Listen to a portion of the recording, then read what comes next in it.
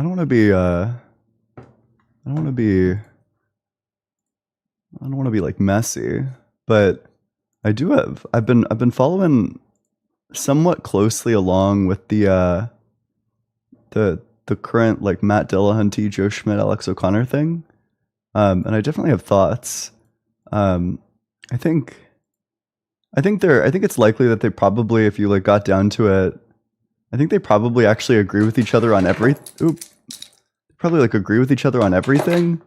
Um, but then I don't know. I think there's like a couple of things going on. Um, First, I think that they've like defined evidence like completely differently. But I mean, one thing that Matt Dillahunty said that I found kind of strange is that he doesn't think that your friend telling you that he bought a soccer ball is good evidence that your friend bought a soccer ball. I just like super don't think that's true. It seems like obvious to me, right? Like if your friend tells you, I bought a soccer ball, you should probably be updating your credence that your friend bought a soccer ball. You know, could they be lying? Yeah, they could. You know, it's not like proof that they bought a soccer ball, but surely it seems like it's like evidence, you know? When the little like train, when the monitor at the train station says like this train has been delayed, it seems like good evidence that the train has been delayed. Even though it's just like testimonial, right? Even though the system is just testifying to you that the train got delayed, you know, you're taking its word for it. It just seems like really good evidence that the train got delayed. Anyway, make sure you're double tapping on that screen, sharing it with your friends, doing all that good stuff. If you're in that guest request box, if you disagree with this topic, if you want to debate whether or not God exists, make sure that you're 18 or older, and make sure that you believe in the God of the Bible, the Torah, or the Quran. I also ask that you have some sort of argument or evidence for God's existence.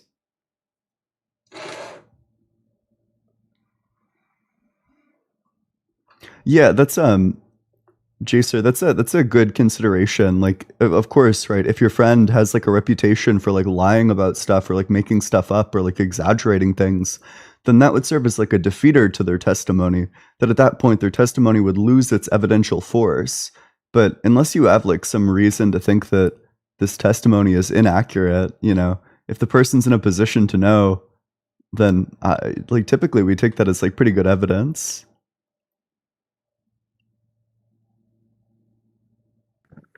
Hey, how's it going? Good, how are you? Doing fine. Is there any way that you could fix your audio? It sounds like What's wrong with it? somebody's rubbing sandpaper against it constantly. Is that better? Yes, much better, thanks. Yeah. Yeah, how old are Awesome. you? I'm 30. Okay, and what religion? Christian. Sure. What makes you think that God exists? Um, Quite a few things, honestly. You're not big on like testimonial account, correct? I mean, like personal testimonial, I'm not gonna take it to be very credible if you're like claiming like supernatural things. Sure. I guess my first question would be, what is Ooh, the opposition so strongly like valued that you have? Sorry, hold on, let me move right here. yeah, please. There's people going by. Okay. What is the like evidence I guess that you have that is so like valuable to say that it's not when there's been Hmm. like so many proven accounts of things that have been like scientifically, chronologically, historically like proven to have at least I would say like a convincing argument. Yeah, what's the historical, scientific, archaeological evidence before we like shift the burden of proof over to me? I'd be super Absolutely, yeah. curious.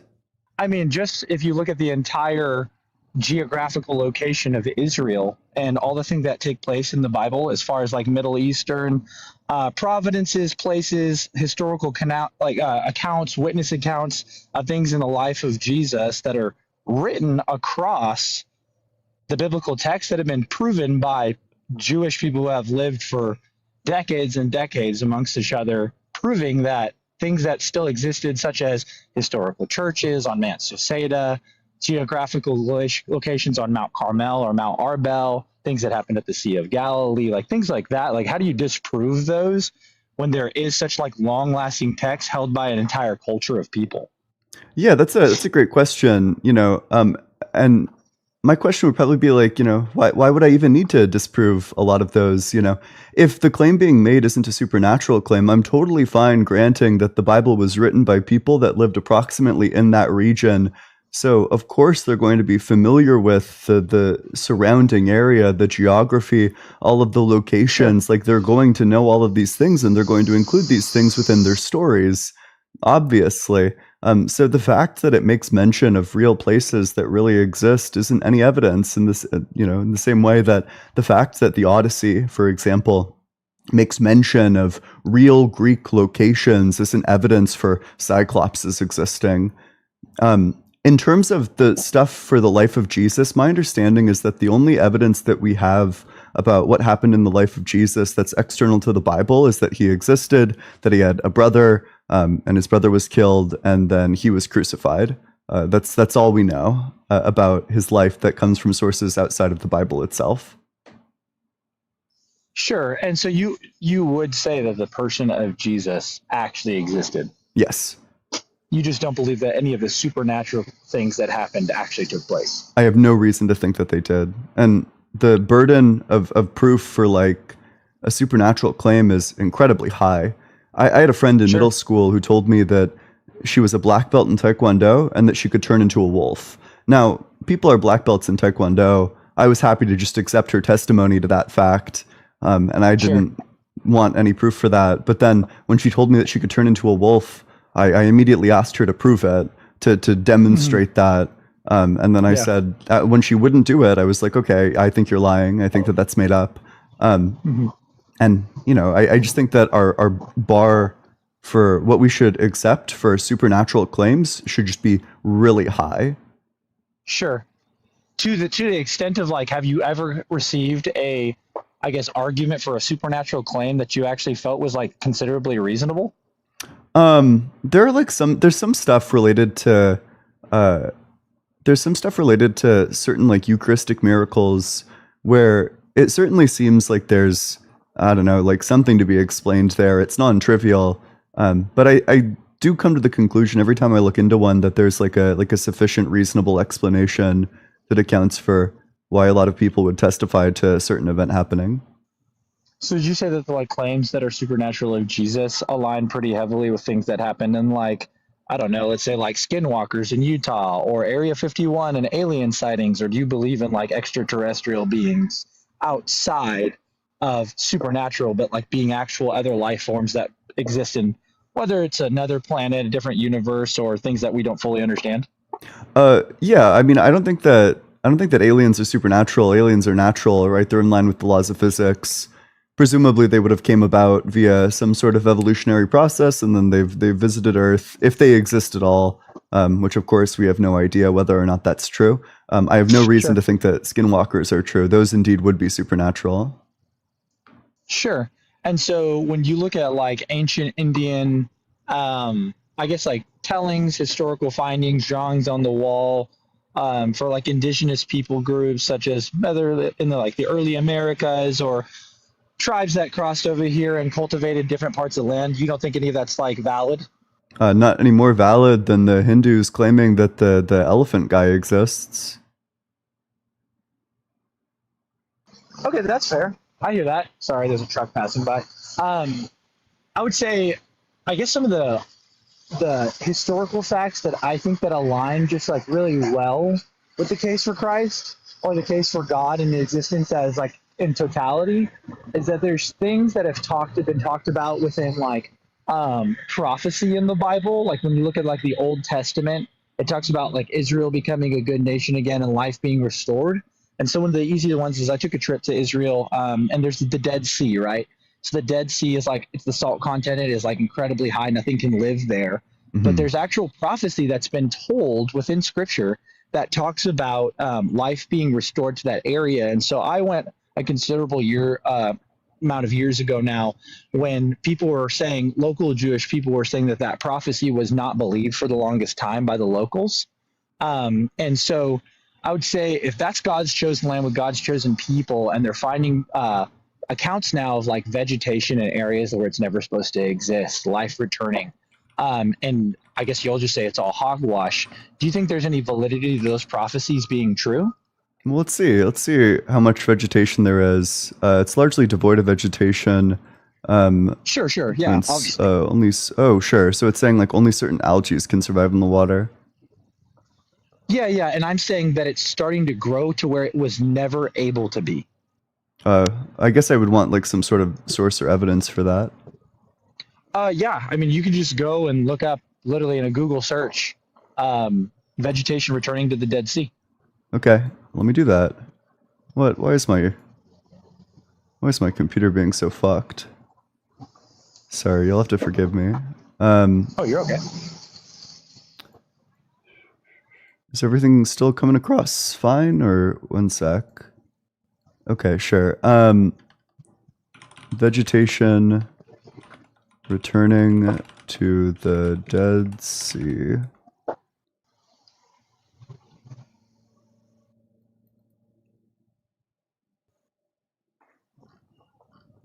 Which ones are we looking for?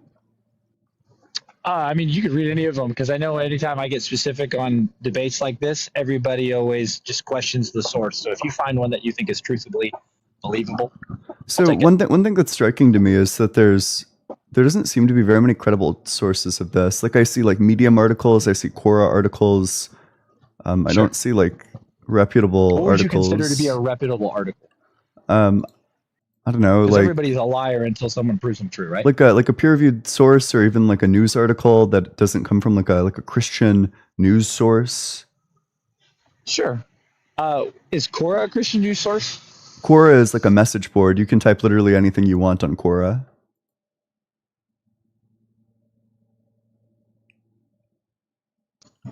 Okay, well, I can't look it up specifically right now, but we can move away from that. That was my least convincing argument. Okay. Let's go with, what do you think about the Dead Sea Scrolls? The Dead Sea Scrolls certainly are, parts of the Old Testament. Sure, and they've been found and proven, and they're written on. Mm-hmm. Yep. And do you believe? I mean, why would I think that what's written in there is true? Well, I don't think that you necessarily have to be burdened with the burden that it is true or false, but it's a witness account to one of the oldest texts we've ever had into the life breath of Jesus Christ, and makes zero mention of Jesus. No mentions of Jesus whatsoever. No, I'm not saying it mentions Jesus exactly. I'm saying that there's a chronological order that's historically based in the Dead Sea Scrolls that align with what the people of the times were saying, which would be essentially like a peer-reviewed source written by people that were living in that time, correct? So what the Dead Sea Scrolls are is literally just an older version, like an old version of the Old Testament. I have no reason to think that what's written there is true any more than I have a reason to think that, I don't know, like the Bible today is true. What I think the Dead Sea Scrolls demonstrate is that large portions of the Old Testament are accurate in their preservation, but I have no reason at all to think that when they were initially written down, that they were true. So you're just saying that overall your belief system wouldn't allow it to be true, but that doesn't mean that the God I have no evidence that it's true. It's not that it's not that like, well, I just don't want it to be true, therefore I'm not going to believe that it's true. It's I have no evidence that what's written there is true. Any more than I don't think that it's evidence. Anything? Well, by your logic, you would say that an old copy of the Odyssey is evidence for Cyclopses.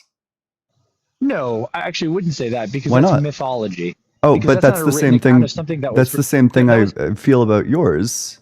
I think that yours is mythology. True. That's true, but these were real people. A Cyclops has never been seen. Well, I agree. A Cyclops has never been seen, but unfortunately, the book is old and it claims that Cyclopses exist. So if your standard of evidence is just like, well, we found a really old book and it makes these claims, I mean, that's fine. I would just want the evidence that those claims are true. Otherwise, if I accept your standard of evidence, I would accept the existence of Cyclopses.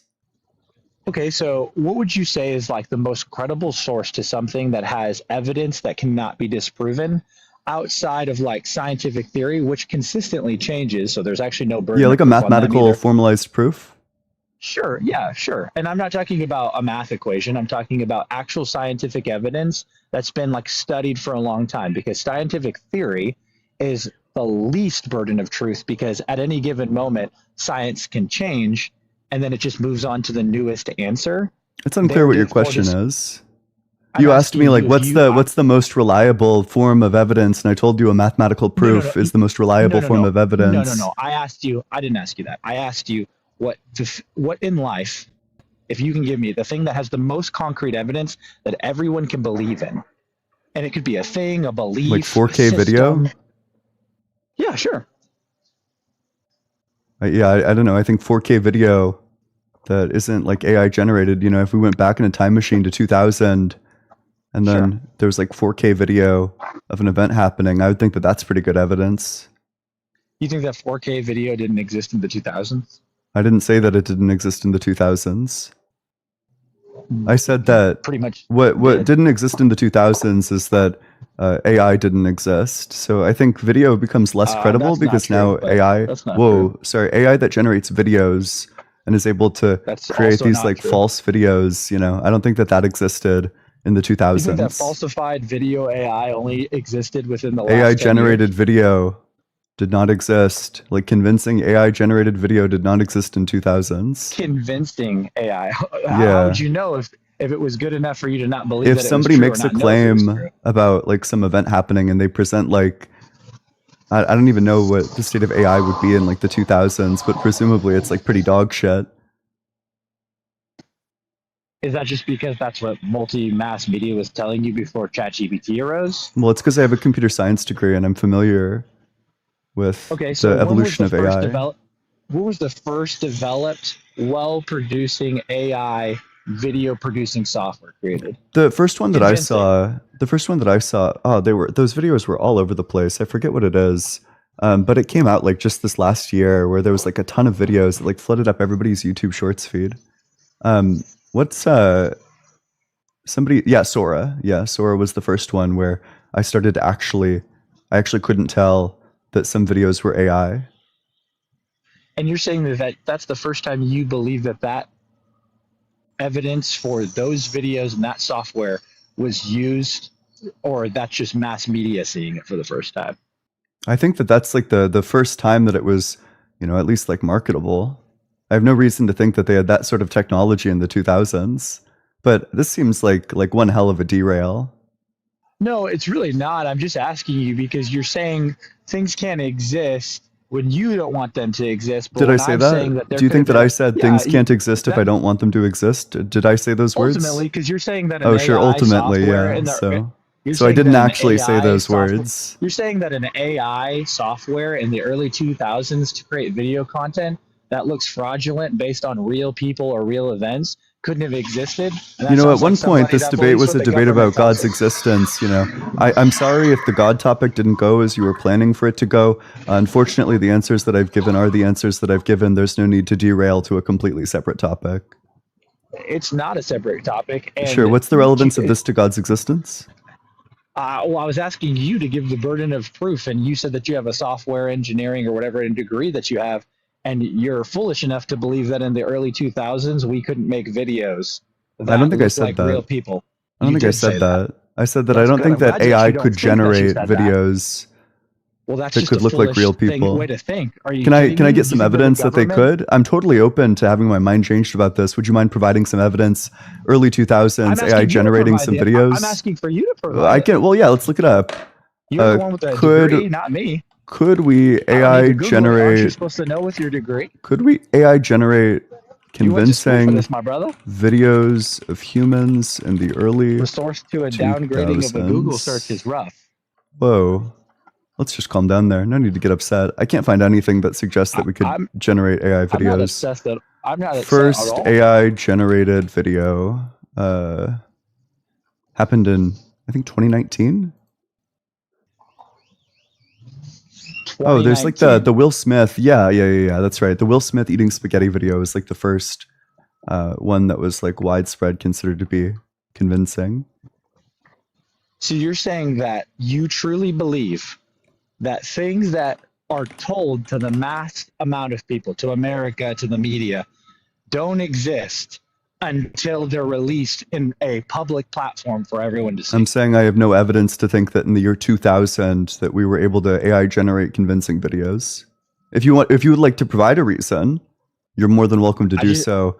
I suspect that just feel every like single that's audience member is coming away with the impression perspective. that this is a derail. I'm sorry that the God I don't care debate what the didn't audience is work out thinking for because I'm you. talking to you. I Okay, could care that's less what you're fine. thinking. But I think it's a derail. I think you're derailing because the God debate went bad for you. It didn't go bad for me. I Okay. still believe that 100%. I agree that you just believe don't it. You have just provided zero evidence. I think that the reason you don't believe that any of the historic value of biblical text or historical findings of Jesus, of the Dead Sea Scrolls, of the early New Testament and Old Testament finding that have been found in multiple churches, the Sepulchre, multiple of the Church of Christendom, the rocks, the geographical locations of all these things that exist and line up perfectly with the text. I think that you don't I've believe told you in them explicitly that I do believe that there are some real Oh, that's so funny. Why would you make such a bad argument?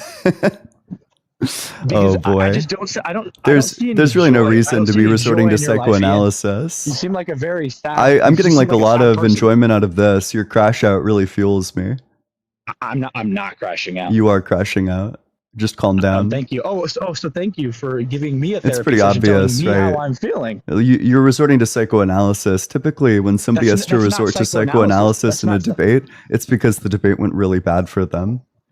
No, I'm not attacking your character at all. I'm saying you seem like a sad person. You just said that I'm sad. For I probably like 12 months, 13 months now, and everything you say, it honestly sounds just pretty lifeless. Like you're just here to like win things for no purpose. Like what is that proving? What is that proving for you? I'm asking. Do you want me to? Well, maybe what we can do, because I'm not really interested. Well, first of all, I'm honored to have such a consistent viewer as yourself. You know, that's really cool. I guess what I could do for you is that I could just go ahead and disprove God for you, so that we could move off of the meta and move to some substance. So the argument for God's non-existence goes like this. It is meta. You're making comments about my emotional state. That's like textbook what's wrong meta. with that? There's nothing wrong with that. It's just meta, right? It's just a derail. So premise one, a timeless state I just think you need to look does up not what a debate change. means, sir. Premise two, I literally placed third place at nationals in college for debate. I'm not taking debate advice from you. That's great. Congratulations. If God I'm glad your created accolades time, prove who you are as a person, if that's what you need. A timeless state would change into a timed state. Therefore, God did not create time. So premise one and premise two, which do you reject? A timeless state does not change. Mm-hmm. A timeless state does not change. Break that down for me. Yeah, happy to. I don't know about happy. Do premise 1.1. I'm sure you will. A timeless state lacks a before and an after.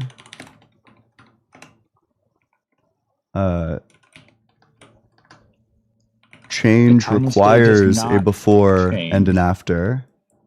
A timeless state definitely has a beginning, so I reject premise 1.1. You think, and by beginning you mean what? There had to be an origination somewhere. And by beginning you mean what? Do you just mean you think the timeless state began to exist? What was before the timeless state? For an understanding for me, yeah, that's the only thing I can what was before the timeless state? Was there a timed state before the timeless state? It went from a timed state to a timeless state to a timed state again? Is that correct? Yeah, that's actually possible. Oh yeah? Yeah. Okay. What's the evidence for that? 1.2. That's the thing, is there's certain things in life that are just unexplainable. I don't know. Wait, you said that it's possible. What's the evidence that it's possible? Why would we think that it's possible?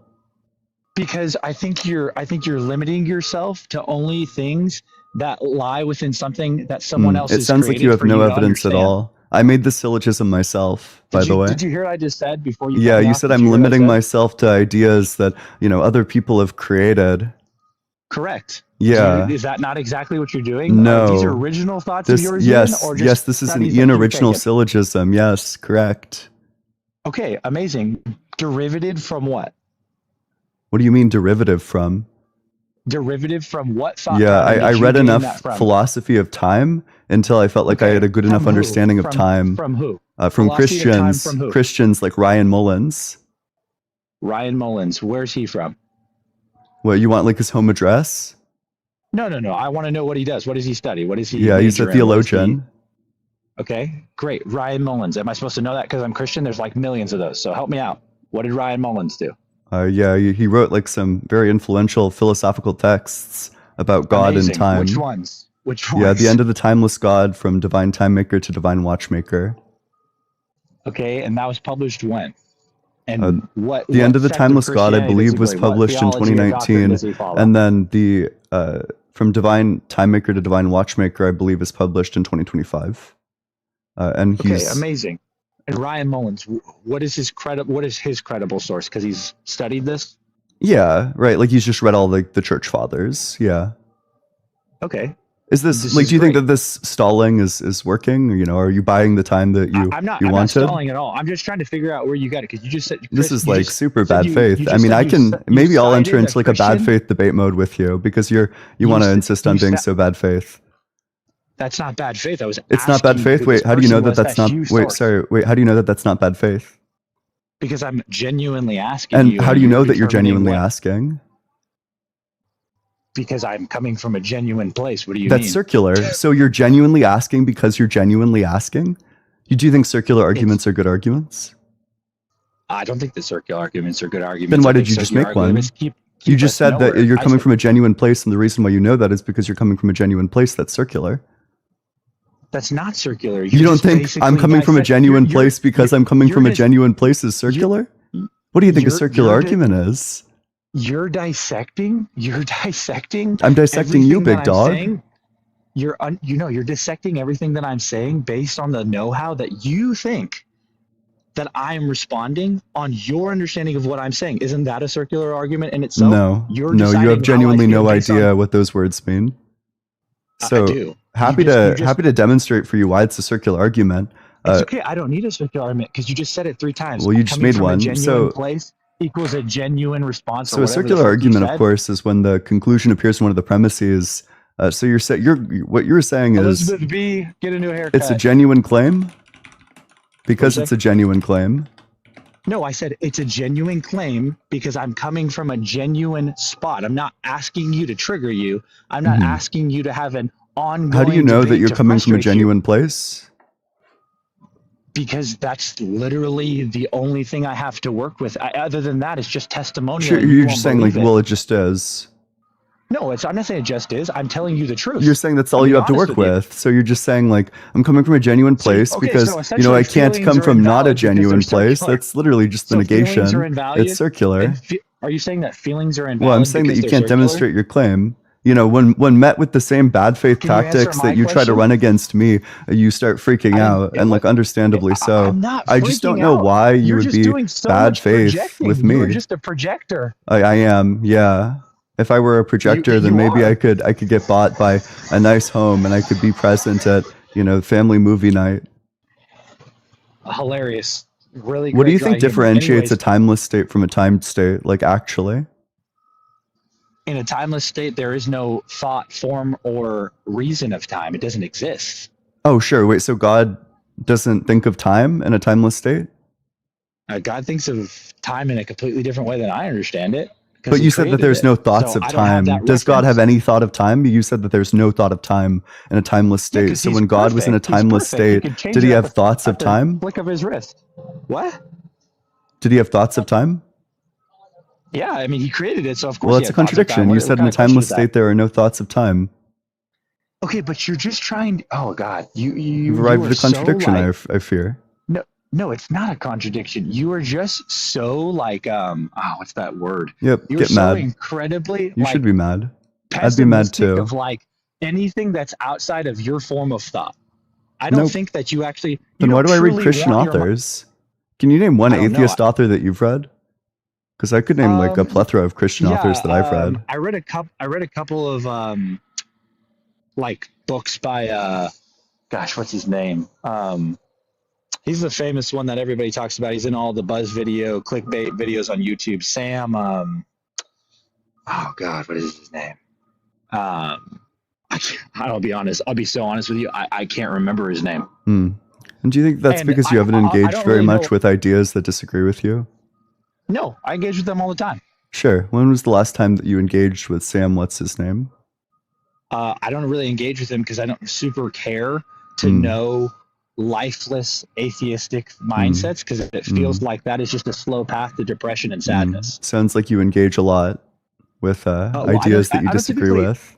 No, I would say I mostly interact with people from Hindu religion values, Muslim, the Mormons. I interact with a lot of Mormons. Yeah, I can tell you all about those. I'm just not super big on atheists. Yeah. So what's your understanding of the Brahman? And of the Brahman in Hindu belief? I think it's completely self-consumed. Okay, but you said that you've engaged with Hinduism. What's your understanding of the Brahman? I mean, there's like 36 different mindsets of the Brahman Give me one. Hindu faith. It depends on what you're talking about. Give me one. That all things are based on yourself. Ooh, not really. Your feel. How are It's you going to tell me not really? We just said there was 36. The self. The Brahman is not the self, to be clear.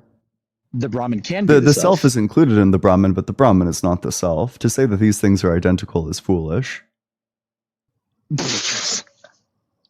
Bro, you're like a dictionary of lies, the way that you lie about what you have and haven't engaged with. You said you've engaged with Hinduism. I ask you like a basic question about like the central concept of Hinduism. You can't tell me anything about it. And I told you that it relies around self. It's essentially an Eastern mysticism. It is the most, I guess, is one of the highest served, looked at, followed religions in all of India, Asia, and beyond. It is a form of religion that relies on self to be happy. If self is happy, then self is good. It thinks about no others. It lives peaceably with others until it falls short. You can squint your eyes all you want. Yeah, you just made that the fuck up. No, I did not. Asceticism is like a huge part of Hinduism. When's the last time you like the denial of self, the abstaining from pleasures is like a massive part of Hinduism.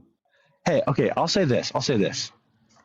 You're giving me a lot of flack for who I'm engaging with, and you mentioned the Brahman as if I'm supposed to know. Why would I know all these detailed facts about other things more than my own religion when I've only encountered them in conversation with people? They're not trying to convince me. We're having educational conversation back and forth on why we believe what we believe. You can't even hold that conversation. Yeah. You're an atheist. So I guess to put this into perspective for the audience, this would be like if somebody told you that they've engaged with Christianity, but they had no fucking clue what God is. They couldn't define God for you. They couldn't give you like a concept of like what God is. How do you define God? Yeah. Oh, how do I define God? I take God to be the personal ultimate foundation. You take God to be the ultimate personal foundation. What the heck does that mean? Yeah, so an ultimate foundation is just going to be one that is not dependent on anything. Wrong. Well, that's actually right. Do you think, so you do think that God depends on things for his existence? The ultimate purpose foundation. You think God, sure, so you've said that that's wrong. So God is not ultimate, to be clear. So then God depends on things for his existence. What does God depend on? Then if he doesn't depend on anything for his existence, then he's ultimate. Your definition is wrong. Your definition is wrong. Oh, sorry. What do you think the correct definition is? Okay. The person and being of God is the beginning and the end, the Alpha and the Omega. There's no true time that God lives in. You said this earlier. So you're saying basically that God is just like an eternal person? God is both a deity that made himself into person in the person of Jesus, who is also God, and left himself here on the earth for us with the Holy Spirit, who is also God, three persons in unity, likewise, all sharing the same sharing the same banner, but three separate peoples, three separate deities in one, but all God. I don't know if you're aware of this, but if something is eternal, that means that it's going to be ultimate, because it doesn't depend on anything for its existence. I would say ultimate is a way to describe it, but I would not describe it that way. Okay, sure. So, but you would say that it's like there is a way to describe God as being a personal ultimate foundation, my exact definition. Also, I have some questions about the Trinity. What does personal mean? Personal just means that you take actions to achieve goals. You have like mental states, like you take, I don't know, you hold so is it personal things for like, you? So you see God as the ultimate foundation? No, personal, I just Well, mean that's how like you is a described it. person. Oh, well, it sounds like you didn't know what you were saying when you said that, though, because you said personal, being that you see God as a personal ultimate No, the foundation. Or is definition that for the God is definition a overall? personal ultimate foundation. An And ultimate where's that cited from? foundation Where's that? Where's that is that personal. definition come from? Yeah, this definition comes from Ryan Mullins. Okay, so what is the actual definition of God? That is the actual Let's go to definition, let's it go to like let's seems. go to like let's go to like the most sourced of all time. Let's go to like Webster's dictionary. Okay. What does that I say? mean, I typically think that people who are genuine experts in the field are going to be a much better source of definitions than Webster's dictionary. Could just be That's me. great. Webster's is made by experts, so can we go to Webster's? It doesn't seem to cite any. But sure, we can go to Let's see. Webster's dictionary and look up God. Okay, let's go. If I name any Christian resources other than Ryan Mullins, you're gonna freaking flame them. So let's just go to the No, you can unbiased name like one. a Christian resource if you'd like. One that gives like a definition. That's fine. Because a definition Anything is I just source, stipulating you're like just some gonna start trying to semantics. pull it apart. So, what? A definition just like stipulates like how you're using the term. So it's totally fine for you to cite like some Christian because you're just saying, well, I use the term in the Okay, same so way if that we're this gonna go person's with, if using we're the gonna go term. with, okay, if we're gonna go with Christian theologians, let's look up how Dietrich Bonhoeffer describes the person of God and God as an ultimate being. Dietrich Bonhoeffer. Diedrich Bonhoeffer. Bonhoeffer. He was a World War II seminary pastor theologian. Oh my fucking! This is insane. Okay, wait. I looked up Merriam-Webster. You must have pre-looked this up. I can't imagine. I didn't. I can't say anything right now. I don't have an iPad or a computer in front of me.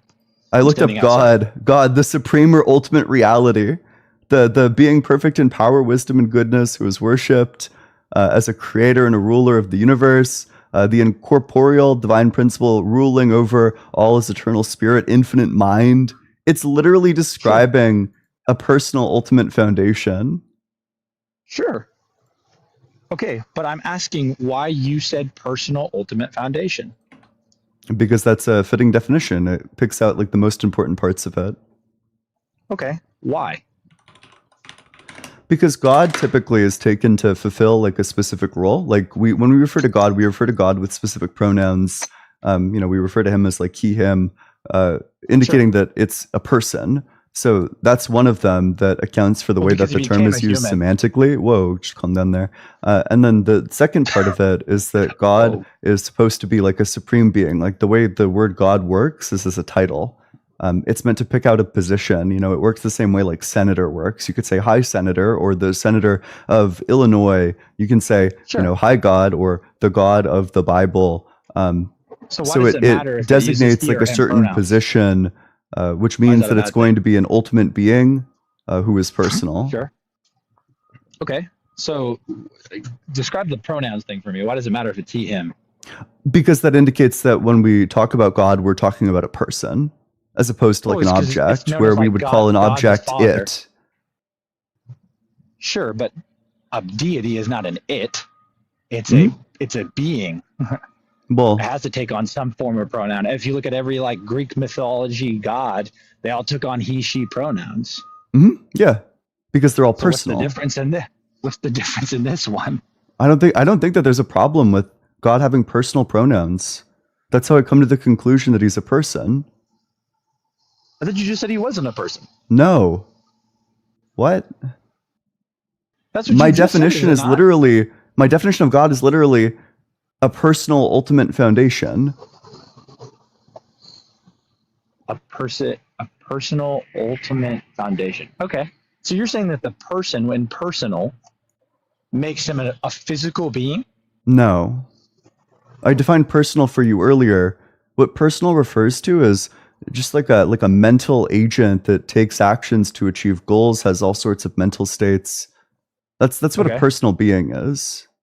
Okay, sure. Okay, so takes on. Okay. Let's keep riding that train then. All right. So a personal being, an ultimate foundation. What does the ultimate foundation describe? It just describes what everything else is ultimately going to be metaphysically grounded in and ultimately caused by.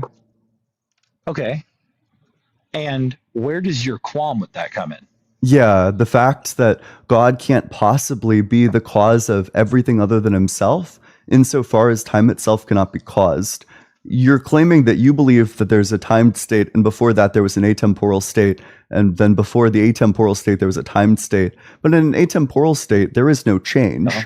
That's why presumably you think God is unchanging, is because he's outside of time. Sure. So a timeless state is unchanging, but if God were to create time, then the timeless state of reality would change into a timed state, a contradiction. So God can't create time. So God can't be an ultimate foundation. A personal ultimate foundation is created and can be all things to all people at all times, existing both in time and out of time. Ultimate debunks that argue, because an ultimate being has the power to do whatever it desires at any given moment. That's interesting. So you're saying God both is in time and is out of time? It could be, yeah. I mean, okay. Why is there limitations on it? Yeah, if it's the because ultimate being, why would it exist in the same level as the things that it created when it itself is so much higher than that? That's like kingdom and civilians living in a place like, okay, there's a king, and the king lives in the finest, tippiest of the kingdom, and that's the place that none of the civilians are able to get. It's the same thing of like a lordship or an ownership of royalty. You're not going to find yourself being in the same place or even existing to the same thought patterns or things that it gets to enjoy, because you yourself are not those things. Those are things that you're not meant to understand. Therefore, why would that make sense? It makes perfect sense, because that thing is separate from those things. I am not ultimate. He is ultimate. So here's the problem with what you're saying. You're saying that God is both inside of time and outside of time. That leads to a contradiction, because things outside of time lack past, present, and future. Things inside of time have past, present, and future, which means that a thing that's both outside of time and inside of time would lack and have past, present, and future. Doesn't that mean that they have all things? So you would affirm that about God, that God both has and lacks past, present, and future? I'm saying that wouldn't that mean that they have everything? No. Because you have the ability to have nothing, you have the ability to have everything. You're inside the time and you're outside the time, making you ultimate. You can't both have something and lack it. Why can't you? It's a contradiction. Not if you're the one that created the system. It's still a contradiction. A contradiction is just when you're saying two opposite things at the exact same time. Is it a contradiction because it's a contradiction, or is it a contradiction because there's an ultimate being and you just don't like that ultimate being? It's a contradiction because it's a contradiction. You're affirming two directly opposite things that are inconsistent. If you lack something, then you don't have it. If you have something, then you don't lack it. God can't be outside of time and inside of time, because he would both have past, present, and future, and he would lack past, present, and future. Sure. And so I would say that the area where it kind of goes away is that the lacking piece. God doesn't lack in anything, seeing as he's an ultimate being. Therefore, the things that we perceive or that you perceive that you are understanding, you're just understanding it from a human's perspective, where if there's an ultimate being who is so much high and elevated above what we believe and think, therefore, you would not understand the comprehension of living within time and outside of time. But if you're finding a contradiction in a humanly mindset, of course you're going to come to that conclusion. And that's part of like why it relies on a faith system. The faith system is believing, oh, this God can do things that I can't even physically understand, that my metaphysical human being like myself can't do, the physical and the metaphysical. Like he's so far removed from what we and you are thinking about right now and how we're even breaking this down, that it makes perfect sense that an ultimate being would be able to do that, because it's ultimate. I don't know how to get around that. Like, that's your greatest like definition, but it's also like the fault in your argument is because an ultimate being, if it's the true highest power, it can do whatever it wants. And since it's the highest power, it lacks in nothing because it's the one making the rules. Very compelling. Right? Sure. Well, I mean, what he can't do is logical contradictions. You know, those still can't happen. So here's the argument. God has past, present, and future. If something... Wait, you think God can do contradictions? No, I'm saying why couldn't it do that if it was the ultimate being? Because contradictions are false. So you're saying that the ultimate being has to be perfect? I didn't make that claim. What the ultimate being can't do is contradict himself. That's ultimately your claim, correct? No. My claim is that an ultimate being, that a mental ultimate being that's wrong. can't exist for the reasons that I'm specifying. There's not a single case where a contradiction is true. Contradictions are strictly false because you're affirming two incompatible things at the exact same time. Okay, I see what you're saying. I'm not denying that. I understand that. But I'm asking you to go outside of the pattern of an ultimate being can't contradict and see how, if the being is ultimate, if it's not like any other, if it oversees in a way, if it was truly in the beginning and in a timeless void before it decided to create a universal system of life, breath, galaxies, real, unreal, physical, metaphysical, biomes, atoms, everything, why is it living within the same constraints? If it lacks in nothing, it can do whatever it desires, but it would never choose to do the wrong thing. It would only do what is right for its own purposes, correct? Yeah, certainly if that thing existed, but what you've affirmed is unfortunately non-existent. If we have a logical contradiction in the existence of a thing, then we can determine that that thing doesn't exist. You know, Yeah, but we can determine, for example, that the squared circle doesn't exist just on the basis that it's a contradiction. There are no squared circles because it would be a contradiction for there to be squared circles. Mm-hmm. Okay, so then I guess, like, what's the argument? What do you think of a place that, okay, so let's go with like the black hole theory. If a black hole is constantly moving, taking something to the, it's not pivoting. I'm using a contradiction. No, I'm using a contradiction. Yeah, go for it. Okay, so if a black hole exists and it's always constantly sucking things in to move it to a different place, correct? But it's also I'm not sure. Okay, so that's what a black hole does. It takes things in it. It essentially like distorts matter, pulls it. It creates a huge like a vacuum pocket that causes it to go somewhere else. But at the same time, it is also cultivating it to destroy it. It's destroying it. So it's doing two things. It's sending it somewhere and it's destroying it. But at the same time, simultaneously. What's the contradiction? Because it's doing two things. That's not a contradiction is when you're doing two incompatible things. Exactly. So if it's what are the two incompatible things that it's doing? You can move something to destroy it. For example, you know, I could take out my like test dummy and put him into the car for the sake of like destroying him in the car crash. So you can move something to destroy it. There's not a contradiction in that. Okay. But that's my point, is that you can move something not to destroy it, correct? Yeah, you can move something not to destroy it. You can move something to destroy it. You can't both move something to destroy it and move something not to destroy it at the exact same time. Correct. So an ultimate being can be outside of time without there being any negative consequence. But there's a contradiction still. And in time. Because you've committed yourself to the view, you've literally committed yourself to the view that God can do contradictions, that he's both lacking in past, present, and future, and that he has past, present, and future. That's not a negative contradiction. That's what the point of it's a contradiction. I don't know what the heck a negative or positive contradiction is. It's a contradiction. Those are false. A negative contradiction is something that affects people in a unhealthy way. Like saying if you go and unalive somebody, and somebody says, "Well, I don't think unaliving somebody is wrong." The other person says it is wrong because clearly it is. There's a contradiction that's happening, right? No, there's no contradiction in I believe this thing and then you believe the opposite thing. Though that's a compatible state of affairs. What would be incompatible is if I both believed something and did not believe something. That would be an impossibility, a contradiction. Okay, so then let's say that the one person thinks that unaliving is wrong, the other person doesn't think that unaliving is wrong, right? And those things are wrong. And that person's belief system agrees with that, right? And it's a contradiction. You're going against what they believe. It's not a contradiction. What happened? Okay, that's a compatible state of affairs. It can be the case that you disagree with somebody. An incompatible state of affairs is when you're affirming both a thing and not that thing at the same time. For example, it rained, it didn't rain. The box exists, the box does not exist at the exact same time. That's a contradiction. The sun both existing and not existing at the same time is a contradiction.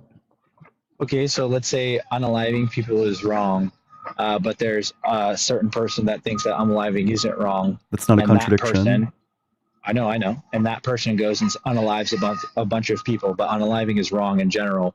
Is it then okay to unalive the person who's unaliving more people? What an insane pivot. Why would you ever think that you'd be able to get away with this? I'm not going to let you pivot. I'm just going to redirect you back to the contradiction that you've affirmed. What you're describing isn't even a contradiction, to be clear. You're just pivoting. This is a desperate pivot, and it's quite sad too. So let's redirect back to the contradiction that you've affirmed, that God is both in time and not in time. Okay. Let's say this. If we're going to go, do you affirm that God is both in time and not in time?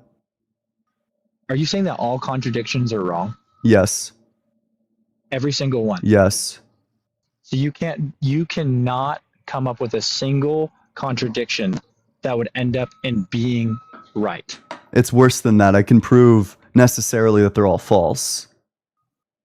Okay, but false and wrong, I think, is where we're getting, because you're saying truth, and then you're saying right and wrong, and then you're saying negative, not negative. So what do you mean when you say false? Like, it's just like algorithmically, mathematically correct? Like, x plus x equals blank, or 1 plus 1 equals 2 equals, there's no other ways? I'm trying to understand. Oh man, sorry. I just had to come to terms with something. Okay. Can you repeat what you just said?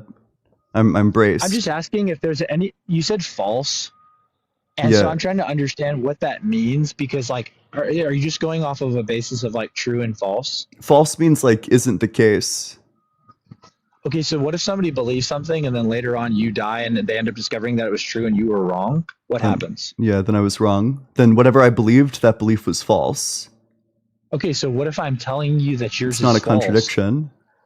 I'm not saying it's a contradiction. Okay, then you're pivoting. No, I'm saying the discussion is whether or not contradictions are true. Exactly, and I'm saying that I think that your belief system is false. Okay, that's great. I think you're believing a lifeless ideology that God isn't real to prove a point for academia that you think gives you purpose. But at the end of the day, when you die, whatever you think happens, that just sounds so incredibly sad. I'm sorry that reality makes you sad. I'm sorry that the truth of the matter makes you sad.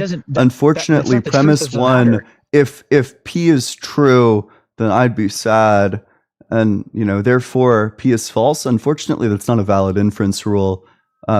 Contradictions are false. They're always false. You can say whatever you want about the things that I believe, but one thing that I don't believe is contradictions. The debate is that God is real. Yes, and real. You've affirmed a contradiction. Those are strictly false. That means that God doesn't exist.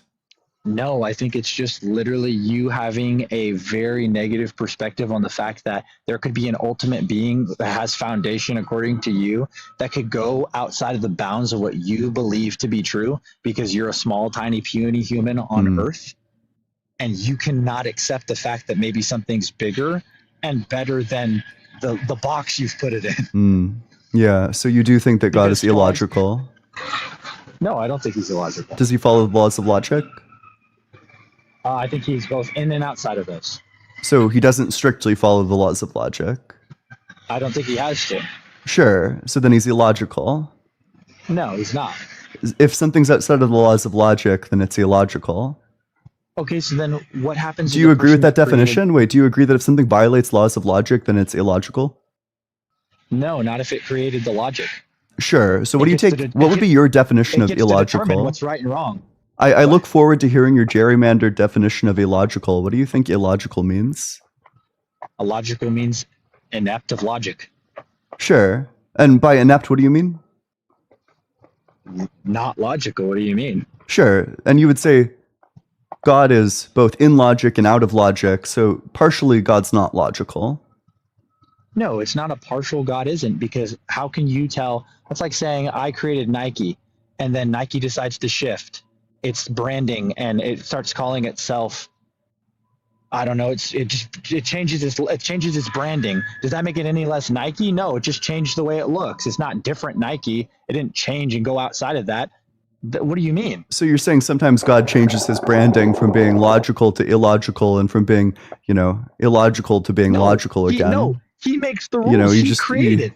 He does a little one of these and then enters back into logic, and then he's like, squared circle, and then he leaves logic for a second. Is that correct? I just think, no, no, what are you talking about, bro? Like, you are just spamming words. Like, I've given you debates do involve words. That's correct. I've given you 3 times saying the ultimate being and foundation can change the rules because it made the rules. Is God strictly logical? How many times are you going to ask that question? This is the first time. Is God strictly logical? What do you mean by strictly logical? By strictly logical, I mean always in line with laws of logic. I think that he can go outside the bounds because he's not even fully, he's both God and human. So that, in a sense, logically doesn't make any sense. So is he strictly logical or no? No, I guess no. Okay, so you believe something that is illogical. Because you believe in something that's not strictly logical, therefore it would be illogical. It's because, like, it's coming from a spiritual sense. It's something that I don't understand, Ian. Sure. Well, if you want to hold illogical beliefs, you're welcome to. I don't want to believe illogical beliefs. Exactly, and that's where you get missed. That's where you are a miss. You cannot see anything outside of black and white. You have to see the between where God fits in. The illogical. You don't have the space for that.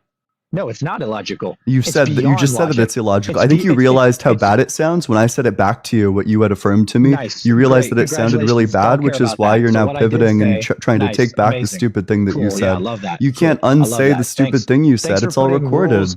You're just putting it's all live streamed. You literally said it. You literally affirmed it. You want me to replay it back to you? I can pull up the replay and you can say, yes, it's partially illogical.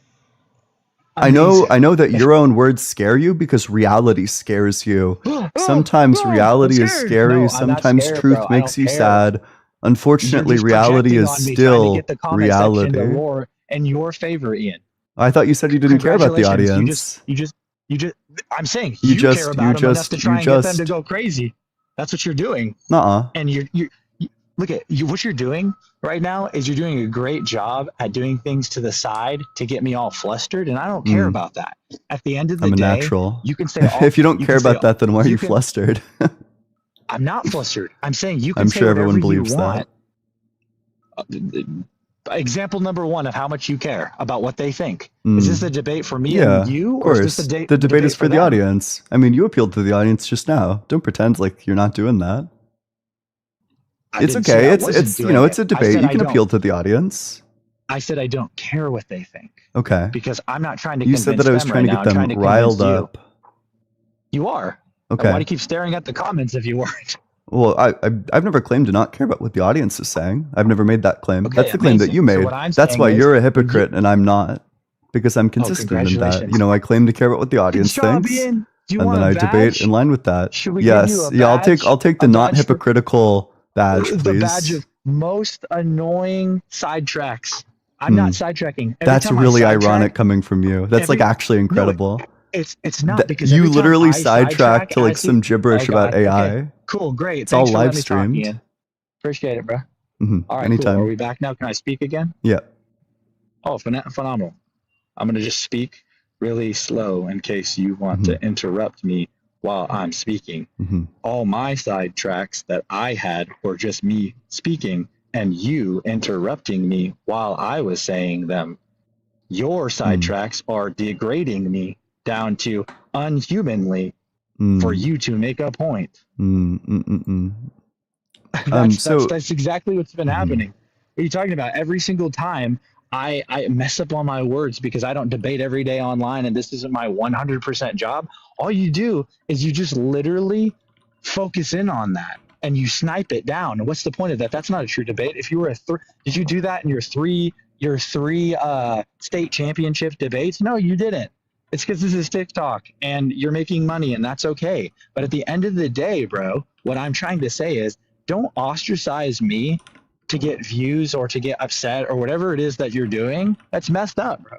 That's messed up.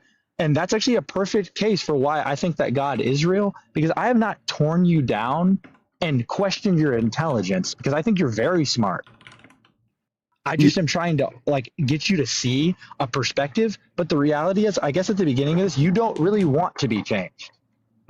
Sure. So I wrote down your argument. To change? I wrote down your argument. I just want to make sure that I'm tracking correctly. So your argument that you made just now, premise 1, wah. Premise 2, boo-hoo. Nice. Premise 3, reality makes me sad. Premise 4, you're a grifter. Or you referring to me, of course. What is premise 5, stop being mean to me. Grifter? Me referring to you, of course. A grifter is somebody who does stuff for money that they don't actually believe. They profess a belief in a specific thing, but they don't actually hold the belief, and they try to make money off of that. You have a belief. You're an atheist, so you don't believe anything. Yeah, so but you're saying I'm only doing this for money. Wouldn't that make you a grifter? That seems to be your accusation, is that I'm only doing this for money. Wait, I'm just saying, if you are an atheist and you don't believe anything, doesn't that inherently make you a grifter because you're just doing this to make money because you don't have a belief? That's the dumbest thing I've ever heard in my entire life. I have tons of beliefs. For example, I believe that 2 plus 2 is 4. You're an atheist. Yeah, an atheist. I'm an atheist, and I believe that 2 plus 2 is 4. Belief. You don't have a religious belief. Correct. Yeah, I don't have a religious belief. Yeah. So you believe in science, and you believe in mathematical equation accuracy. I think it's a good methodology. Yeah. So you do believe in things, but a grifter, if the way you're just described it, is somebody who believes in a system of beliefs, right? Somebody who pretends to believe in something in order to make money off of it. Okay, so if you're an atheist and you don't believe in anything and none of this matters and there's no God or end or being, why are you here arguing? I do have beliefs. I have lots of beliefs. For example, one of my beliefs is that God isn't real. I'm not asking for beliefs in things that don't really amount to any value, because if you're an atheist, atheists don't believe in anything. They don't. There's a deity. There's no meaning to life. There's no reason for life. So what's the point of being on TikTok arguing? Well, that's not strictly true. For example, okay, if you actually engaged with atheist literature, I don't know, you could take somebody like Aristotle, for example. Aristotle lays out a model of the good human life, wherein we actually do have a purpose, and our purpose is to pursue a good life. So that's just not strictly true. A good life is going to be a life that you can look back on and genuinely think that it was both enjoyable and meaningful. A life that leaves nothing to be desired is a good life. But where does the meaning come if there's no purpose?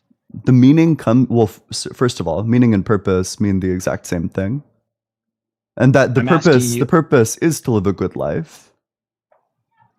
The purpose is to live a good life, but what does it mean to live a good life? To do good? You live a life wherein it leaves nothing to be desired. It leaves, it's both enjoyable and it's meaningful for you. You deem it to be both of those things, both enjoyable and meaningful. Okay, so, but what do those mean? You deem it, but what does that mean holistically? Morality and good doing. Where does the inherent good come from, and how morally does that become, where is that based out of if there's no belief system other than Aristotle saying live a good life? What does that mean? It's a great question. Yeah. The goodness comes from the virtues that are necessary in order to live the good life. So it's what I told you it was. It's a life that you yourself can deem enjoyable, meaningful, that leaves nothing to be desired. But in order to make evaluations of your own life that have any sort of justification behind them, you yourself need to be a just evaluator of lives. You need to be able to evaluate your own life and evaluate the lives of others, understand how your life is like others, how your life is different from others, in order for you to be able to properly and accurately evaluate how good a life you individually have, which means that it's necessary for you to be just in your evaluations. Or good doing. No, just evaluations. You need to be just, you need to be courageous, you need to be temperate, you need to be wise. Those are the ingredients for the good life. Those are the virtues. Yes, virtue refers to character. Yes. So you want to live a life based on good character, based on what? Based on the fact that it's necessary in order to live a good life. But that means that there had to be some sort of like belief doctrine that was created on values, like what it means to be happy, what it means to be successful, what it means to be wise. Because what does it mean to be wise if you don't have a belief system in anything that anybody cares about other than yourself? You do have a belief system, and you don't just care about yourself. You're the You metric of strawmanned success. me, 'Cause it's good pleasure. sir. No, it's the metric of success is not pleasure. What the fuck?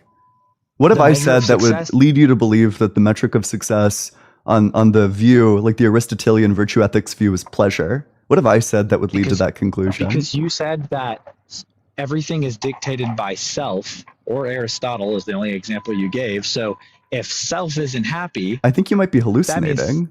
That's the only way I can explain like your constant misunderstandings. You might just be in like an active hallucination right now. If self doesn't have pleasure, wouldn't that mean that you're not living a successful life?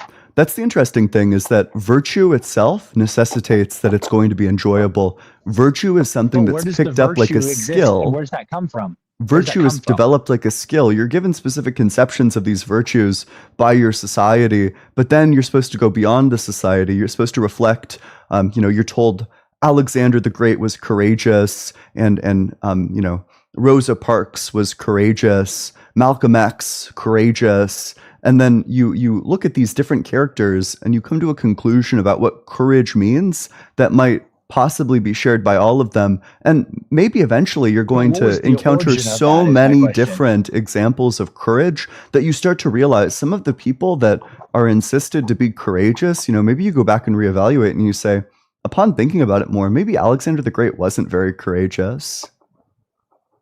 So you're saying to over reevaluation, but my question is not that. And I was listening. My question is, where did the origin of that like deduction come from? What do you ask? I'm not even sure what you're asking.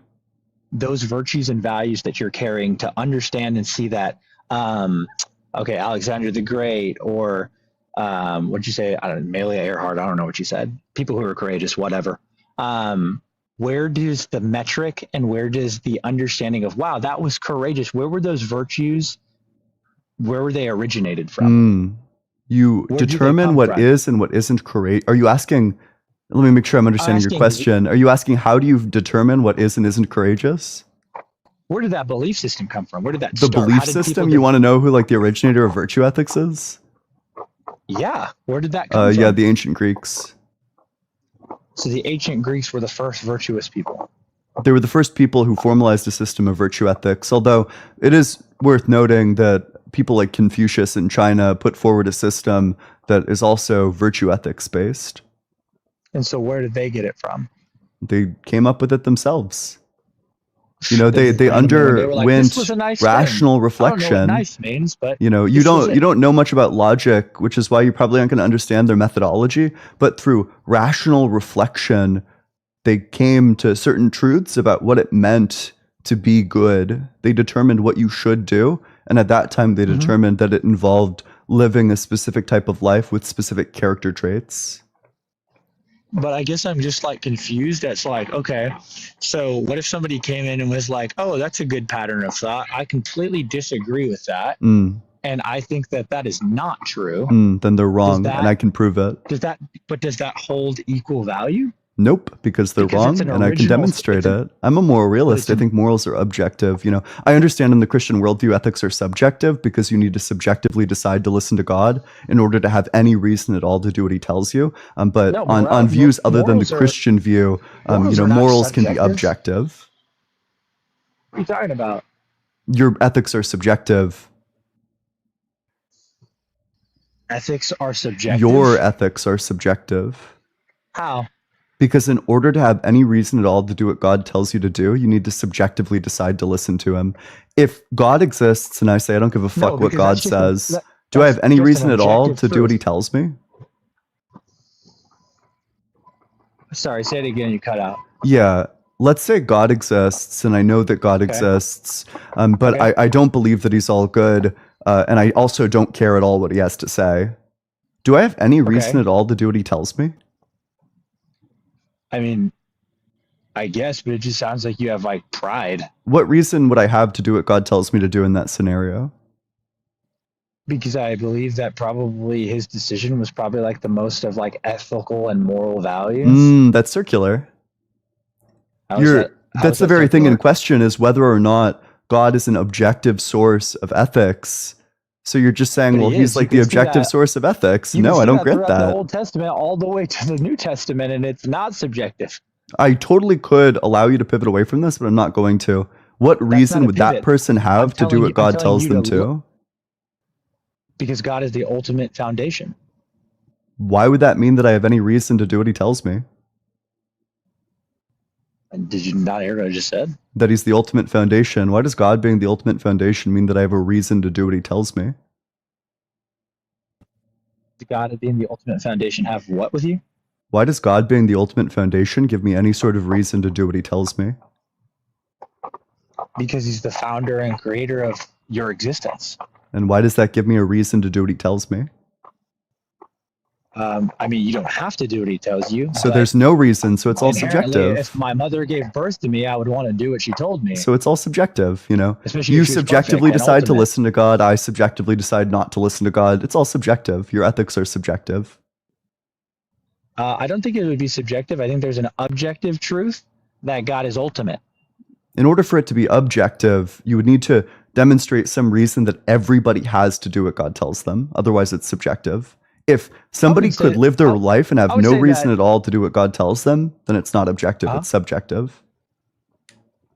I mean, a lot of people do choose to do that. I agree. And a lot of people choose not to. So it's subjective. Correct. And I would just say that the people that don't are probably bad Christians, and the ones that don't are good Christians. Okay. So it's subjective. But I'm saying that there's an objective truth that God is an ultimate foundation. Mm-hmm. But why does that give objective ethics? Like, why does that give people reason to do what God tells them? Because would you not want to be in right standing with the one that gave you life? Let's say I don't care about that. What reason would I have to do what God tells me?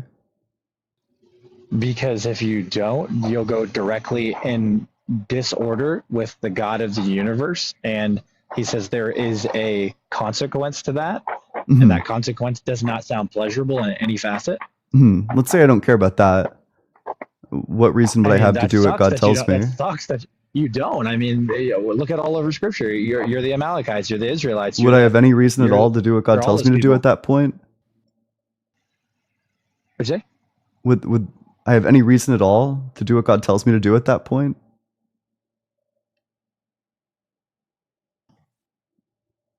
If I don't care, you know, God says, I'm going to torture you. And I say, I don't care. Do I have any reason at all to do what God tells me? Because if there's no reason, then the ethics aren't objective, they're subjective. You as a subject need to subjectively decide to listen to God. Otherwise, there's no reason to do what God tells you to do. If somebody could coherently, the question is, could somebody coherently say, I don't care? Yeah, you know, if somebody said that they're going to torture me unless I do what they say, I'm probably going to do what they say, although it wouldn't be incoherent to not do what they say. Okay. So it's subjective. And I hear what you're saying, but I'm asking if you truly don't care. About what? So if obviously what the Bible says, that's going outside of God's like rule and reign and belief and his creation, that not accepting Christ for the gift and sacrifice that he did for you is eternal damnation and hell. I don't care. I'm going to finish my point. So if you don't grant it, but let's say that you did grant it and you did actually believe that, is that a better option? Is being in eternal damnation? Do you truly not care about that? Well, I mean, if I thought that God was real and that he was going to torture me if I didn't do what he said, then me personally, I would make the choice to do what he says because I don't want to get tortured. But also, this is a bankrupt form of ethics, and it also has crazy implications that your ethics are contingent on punishment, which means that if you avoid the punishment, then actually there was no reason to do it in the first place. So, for example, if Adolf Hitler repented, then he would have avoided the punishment, which means that there was nothing wrong with what he did in the first place. Dude, my repentance is not because I am scared of going to hell. My repentance is because I'm thankful for what Jesus did on a cross for me to suffer that I didn't have to take. Well, I mean, if I repented, it would only be because I was scared to go to hell. Yeah, that's like the one and only reason why I would do what God tells me to, is because I don't want to get tortured. Okay, that's, I mean, hey, fair reasoning that logically, which you freaking love, makes sense. But at the same time, if you understood the personhood and the Christendom of Jesus, you would be indebted to be like, man, I love Jesus because he took on something that I can and never want to do. None of us want to be tortured. That sucks. Why did he have to? Because he loves us. And if he didn't, we're still taking on that sin. Now we have the choice of an immediate death within, I mean, what's the average death of like Americans now? It's like at 80? age 65 or something. Oh, is it? I thought it went down. And so with that being said, I've got these 80 years and I hear about Christ and this ultimate foundation. He took on the burden so that at the end of those 80 years, I can right the wrong that was created. The burden of what? Why is there a burden in the first place? There's a burden because we broke it. Okay, who's we? Humans. Which ones? Was it me? Did I do that? No, but you're the seed of that. Then why am I getting punished for it? Because you're part of the fallen process. What are you talking about? No, I'm not. Do you think every Jew I didn't that do got anything. alive did anything wrong? No, they didn't. They didn't want to die. None of them wanted to die. They didn't even do anything wrong. So it's unjust. But someone decided. So No, innocent. it's So not people who have unjust. done nothing wrong How's are it getting unjust? punishments. Do you think No, that it's because just to punish people who have done nothing wrong? We have done something wrong. Who's we? Humans. Which ones? Not me. Every single one. Dude, you are a fleshly person. What You about probably watch so obviously I've done wrong in my horrible life. things. You probably said Let's take like a horrible things to newborn. people. Has a newborn done something wrong? No, but luckily a newborn. Sure. There's innocence for newborns. Oh, what about a 5-year-old? I think a grace and mercy 5-year-old on could do that. something wrong. Is there Yeah, innocence for 5-year-olds? Yes, there is. Sure. So they can do something wrong, but still they don't receive the punishment. Yeah, and that's because they're not at an age of they're not able to conceptualize their wrongdoing because they're so young. They don't have that understanding. I think a 5-year-old could probably grasp like some basic moral principles, like, don't hit other kids. Maybe like maybe a brilliant 5-year-old. What about a 5-year-old with autism or learning disabilities? I think that a lot of those could probably also grasp the idea that, it sucks when somebody hits you, so you shouldn't go around hitting Sure. other people. Sure, they can understand maybe the most basic level, but a high level view on morality of making decision making, probably not. But of course, I mean, If you're all not of your willing to concede that, then that's just like all of your lack morality is understanding of subjective kids. after all. So, I mean, Nice. in your Okay, worldview, so it's just like a anyways, personal preference. Yeah, nice. Okay, so anyways, W moving on from that- concession. So the Christian ethics are subjective and the atheist ethics are objective. No, I'm not saying that. You just said it was a personal because preference. You went on a side tangent. You just conceded that it was a personal preference. No, I abided by what you were saying because I was sick of hearing you talk, honestly. Okay, sure.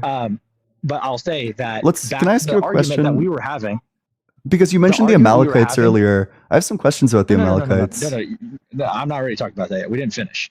So you were talking about babies and 5-year-old kids that don't have it. So there's an age of accountability that Scripture talks What's about. the like age? An age that it's up to like a point of understanding. I mean, the Bible used to consider kids that roughly got around the age of 13 to have like a conceptual understanding. And if you look at even like just like statistics on kids that come to know faith that say that their faith became their own, it typically happens in that young pre-adolescence and around the age between probably like 11 and 14. When you actually like your emotions are starting to come, you're starting to get all the feelings, you're having empathy, you're starting to understand. That's like a huge growing age for people. Yeah. So you're saying that the ones that die before the age of accountability are guaranteed heaven, and then the ones that die after it, you need to meet like certain criteria in order to get into heaven? No, I don't think it's a criteria. I think it's a lack of understanding at the point that they're willing to reject. You don't think there's a God and criteria to get into heaven?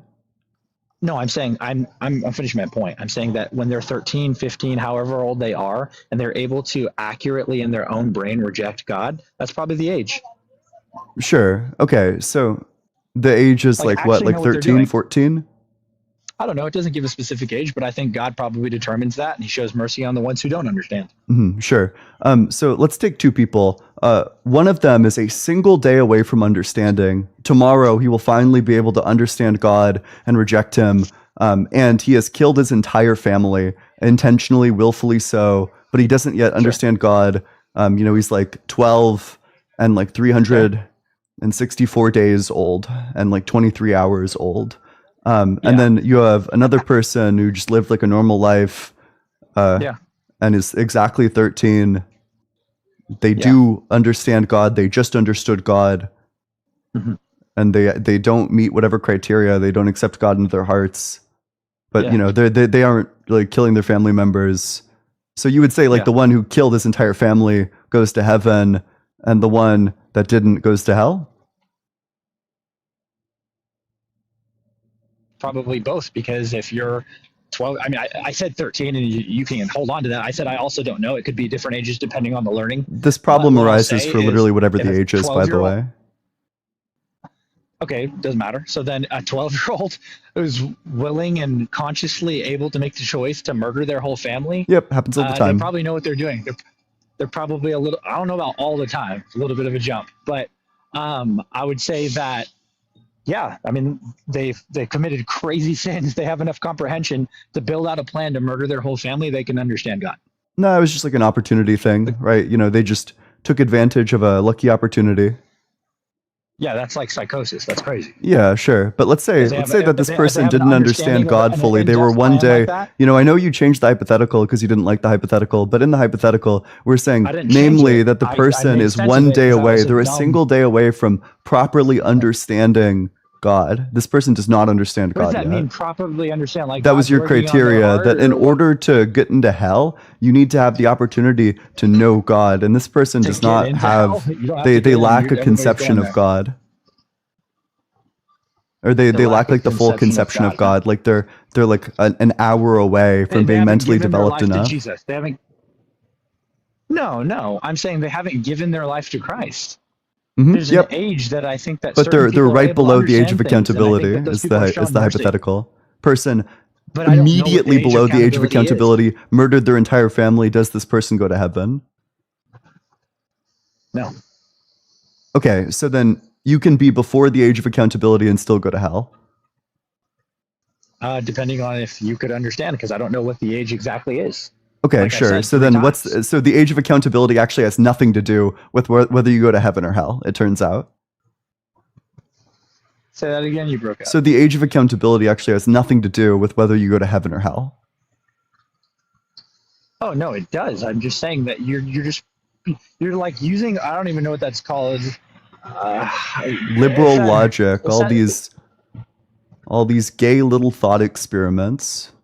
Is like the words you're looking for. I never said any of those things. Okay. But I mean, hey, if that's what you think and you don't like gay people, that's on you. That's for them to decide.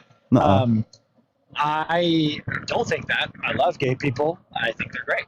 Okay. I would say that I think that the example that you're giving is very much so just based in like your hate for Christians. Nuh-uh. Your hate for the fact that God could do something that you don't like. That's not true. That's pretty true. Nope. You're just creating all these scenarios for the worst-based scenario for you to find some little point for you to edge away it's absurd. Your ideology. It's an absurdity. That's what you're doing. I'm sorry that you don't like the process of logic, the process of reasoning, but this is like very typical when you're considering like theories of justice. You're a hateful person. I can give you an example of this in like professional philosophy.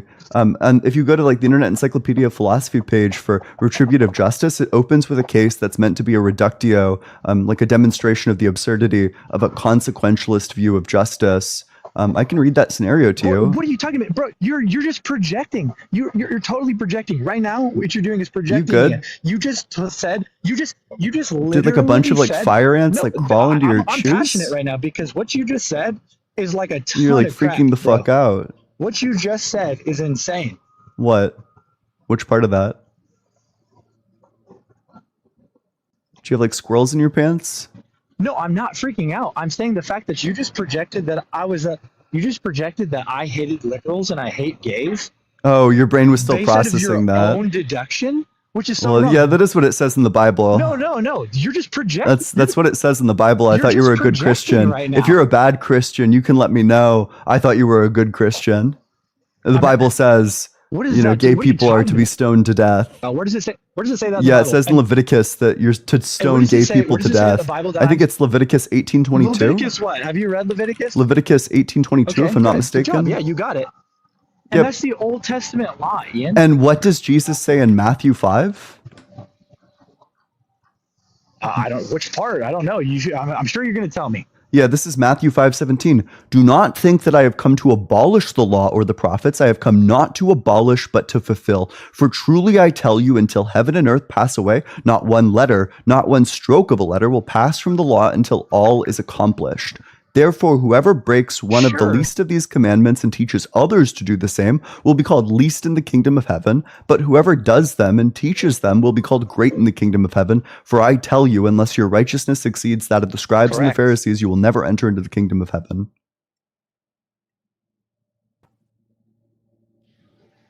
Sorry, I got a phone call. I heard what you were saying, and I think that's just your lack of good theology. You've not actually read the Bible. So what's your interpretation of this? You're saying that Jesus is not saying that the Old Testament law is still in effect. What's your interpretation of this?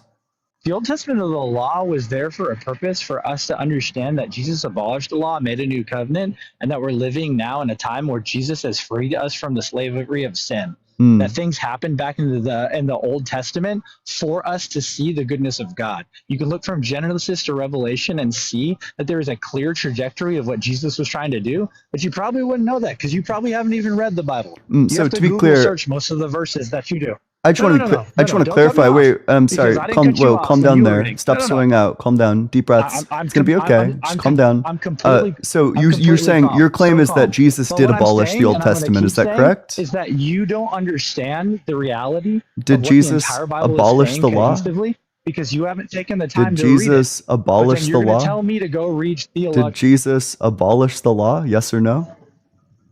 Did you hear what I was saying, Ian? Yeah, you said that Jesus did abolish the law. Let's get point blank. You do think that Jesus abolished the law? I'll do a question for question. I'll do a question for question. You're going to do a dodge to my question is what it sounds like.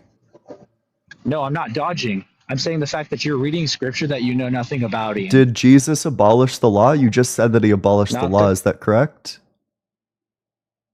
Good memory. I'm going to wait till you remember it and answer it. Okay. Is that a yes? Is that a no? Are you Is that running? not right? I think you're like I'm hallucinating. not running.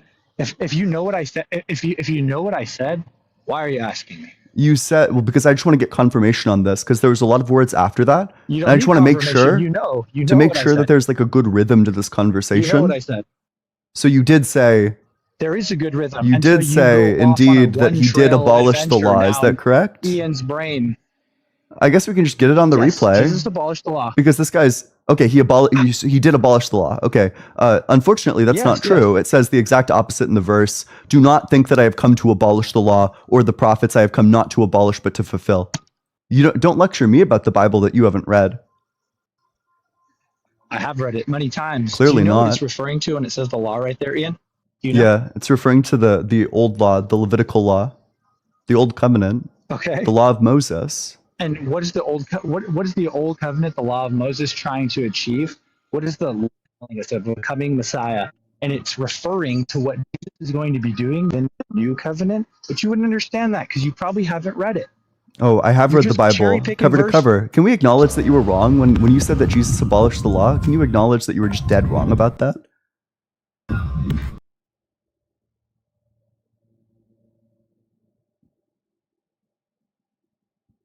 Matthew.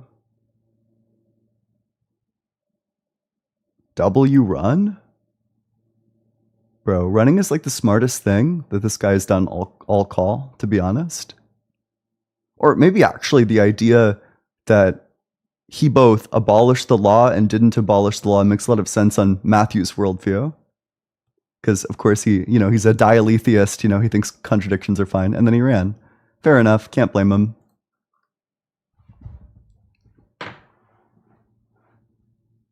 Where the heck? Where'd the little... Where'd it go? Damn. That's too bad. Okay.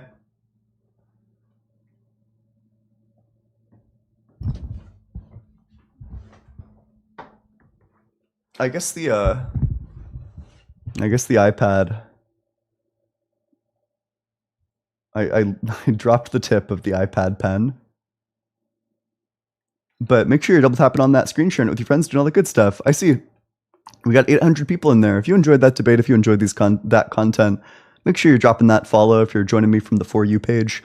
And let's also try to get to 100K likes. Make sure you're double tapping on that screen.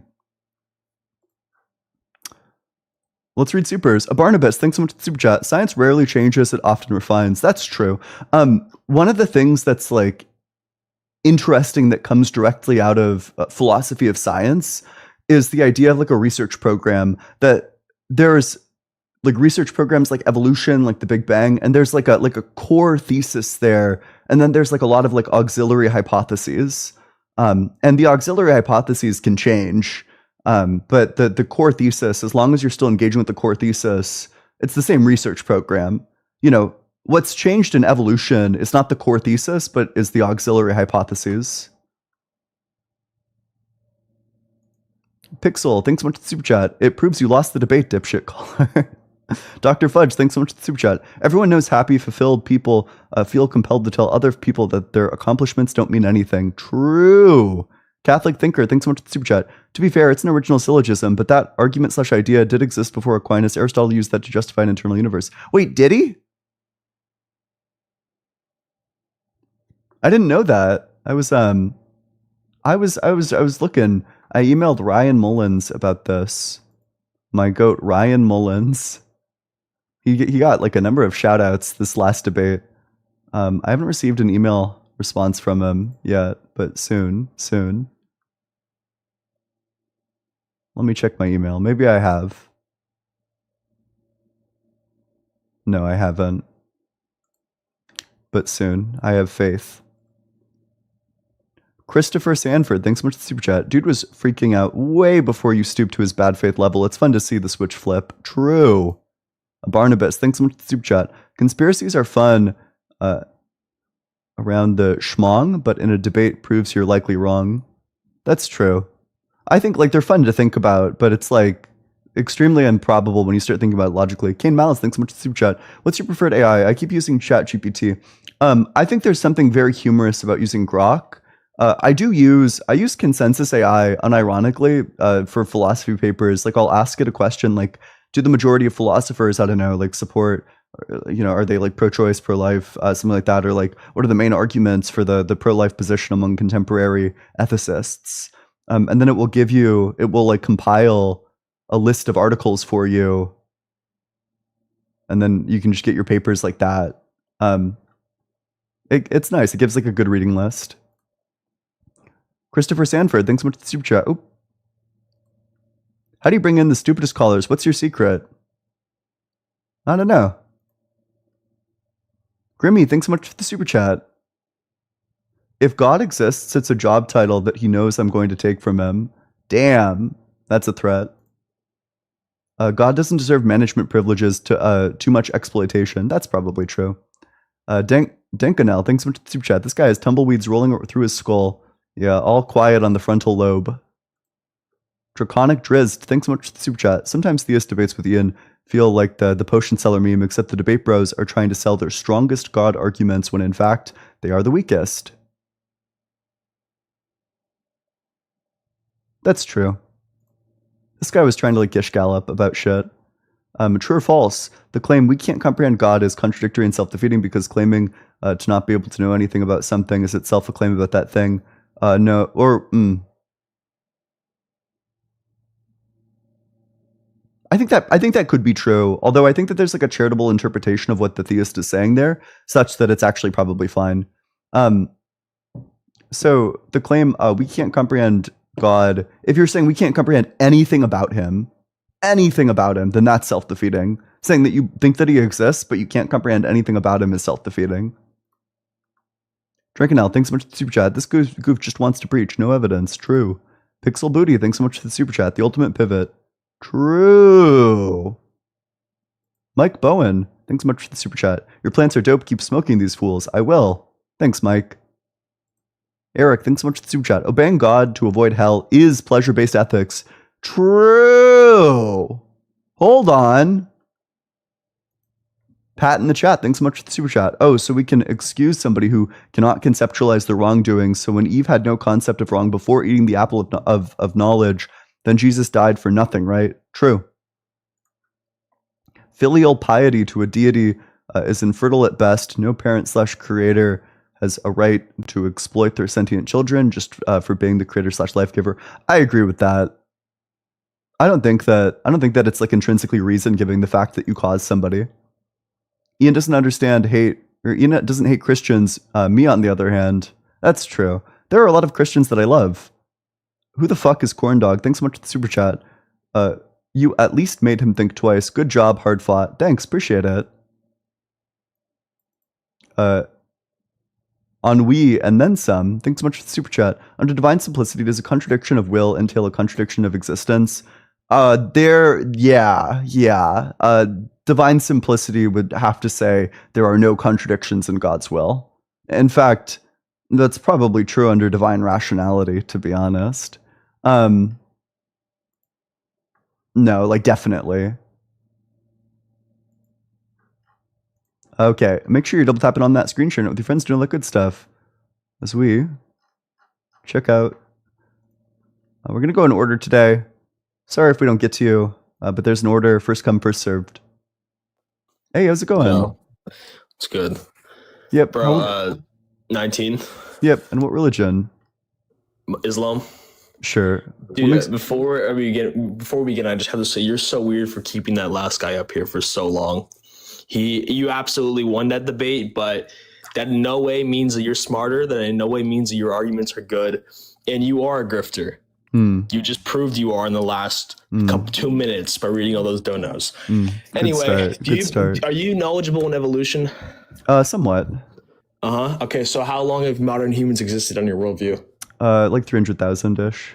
Okay, so the problem with that is we really only start seeing humans make a dent in the historical record around 4,000 years ago. Yet you want to say that we've existed for 300,000 years. So what were we doing for the other 296,000 years? That's a great question. We lived in hunter-gatherer societies. And then all of a sudden... Do you know what happened like 10,000 years ago? Yeah, you believe, farming changed the world. Wow. Yes, it did. Wow. Correct. Yeah, and then suddenly we just started inventing things and writing things down. Wow. Calm down. How wonderful how we were able to advance so far in just 4,000 years. Yes. But yet we did nothing for 296,000 years. Wow. We weren't doing nothing. We were hunting and gathering. For society completely changes. years. Or society is only possible with agriculture. So as soon as you have a society that's settled down, you can start creating institutions. You can start, creating institutions of knowledge. You can pass down knowledge from one generation to the next. You can start refining your language system. You can start teaching it widespread. Settling down and building a society is like really important for actually doing these things. Yeah, farming changes quite a bit. But when we're talking about exponential growth in just 4,000 years, and that coincidentally matches up with the young Earth creationist timeline much better, much more well. After a global flood is when, 4,000, 5,000 years ago is when we really started seeing shit happen that humans are doing. It really gets you to start thinking, like, what's actually true here? Is it true that the earth is actually young and that humans were made in the image of God and that's why we're smart and we started doing stuff after the flood 4,000 years ago? Not or is all it because, of us. we were hunting for 296,000 years. Wow, you guys believe? How would you explain the radiometric dating data that indicates that the universe or that the Earth is 4.5 billion years old? I love dating methods. Yeah. Dating methods that they were tested on a volcano that erupted, and the actual waste from the volcano was dated to be older than the fucking volcano itself. Wow. Oh, I don't know what that's referring to, but I'm talking specifically about uranium-lead dating. What's your critique of uranium-lead dating? Dating methods being questioned on their reliability. But what's the problem with uranium-lead dating specifically? Specifically, I don't know about uranium lead, but I know that if you think that you can genuinely find the age. So then we have no reason to think that the universe isn't 4.5 billion years old. And in fact, apparently you've spread some science misinformation, which is why the science misinformation executioner is here to execute you. Yeah, you can. Okay, science executioner, whatever the fuck your name is. Yeah. Can you tell me what humans were doing for 296,000 years, and we I think- automatically just started I building assume Dr. amazing Blitz wanted to talk civilizations? about the volcano. All right, bet. Let's hear it. Yeah, I so, mean, you know what I'm talking about, right? The volcano. I know exactly what you're talking about. Have you ever tried to measure the width of a human hair with a ruler? No, because why the hell would I do that? Yeah, why the hell would you use potassium argon dating to try to date something that was obviously made 20 years ago? I don't know. Why the hell would you try to date something when the Earth is only 6,000 years old? I don't know. So you didn't get the analogy, huh? No, I do. I'm just saying, like, it's fruitless because you're trying to find something that's not actually there because you hate the actual young Earth view. You hate the timeline. Yeah, so I mean, like, you understand that you shouldn't try to measure the width of a hair with a ruler, because a ruler only goes down to, say, 1/16 of an inch, and human hairs are far, far narrower than that. But you don't understand why you shouldn't try to use potassium argon dating, which has error bars that are thousands of years minimum to try to date something that is, say, 40 years old. Also, by the way, that particular example, I know exactly what you're referring to. You're referring to Mount St. Helens. They used potassium argon dating, and they sent it off to 3 different labs. In that particular example, all 3 different labs gave different numbers, which means that you didn't have a reliable source of potassium and argon in the samples to begin with. So that kind of sample would be tossed out as unreliable. Okay, so what should have been the correct dating method? For dating when Mount St. Helens happened, Yep. you could just look at the videos that we have of Mount St. Helens. Oh. You don't need to use potassium argon dating to figure out when Mount St. Helens happened. Right, because we we have can video. because we can observe that the actual waste, the volcano, is not actually that old, right? Well, to be clear, Right. the thing that they were dating, they were basically stones that were partially melted. So it's really not clear if this is a reliable way to figure out when the explosion happened, or to figure out when those stones that they were, or when the samples that they were dating actually were formed potentially hundreds of thousands of years ago. But what you're asking is, how can we trust potassium argon dating when we tried to use potassium argon dating in an inappropriate setting and it gave us the wrong answer? Like, Right. It's a stupid question. But what you just said, Why don't you actually ask about the reliability of potassium argon dating when there are reliable quantities of potassium and argon in the samples, or reliable quantities of uranium and lead in the samples when you do uranium lead dating, or reliable quantities of carbon-14 and nitrogen-14 when there are reliable quantities of both of those isotopes in the sample you're studying? Why is it only ever done on these samples that have basically none of one of the isotopes that you're trying to measure? Sir, but the gist of what you were just saying there, we can observe it. We can observe Mount St. Helens, right? Because we were there when it erupted. Okay. Well, I wasn't, but yeah, I mean, like, some people were. People were, humans were, but the reality is you were not there billions and millions of years ago when these so-called rocks formed that you claim to know the date of. So you cannot reliably confirm that this is how old they actually are. That you can't, because you weren't there to observe it. If your rebuttal to my argument is to observe something. If your rebuttal to my argument is you have to be we humans existed to know when St. Helens erupted. That's why that's not my rebuttal. Do you think that this guy is like physically capable of tracking? Like seriously, why would God give this guy such truth non-tracking senses? It's crazy. I don't know. I mean, why can't you tell me what humans are doing for 296,000 I did, years? So, Sarah, but because you're concussed, you forgot. Sarah, let me elaborate on why I'm confused about how concussed you are. The point is that when we talk about different things in different settings at different time frames, we use different methods to figure out how long ago that thing happened. If something happened in the last 50 years, then probably we actually have video footage of it happening, so we can figure out exactly when it happened from that video footage. If something happened in the last, say, I don't know, 300 years in Europe, we probably have like some sort of writing about that tells us when this happened. But if something happened years ago, 5,000 years ago, or in the last 5,000 years in like some sort of town, we might have we might be able to corroborate like carbon dating with some sort of king's decree to figure out when that happened. But a million years ago, if something, I'm getting there.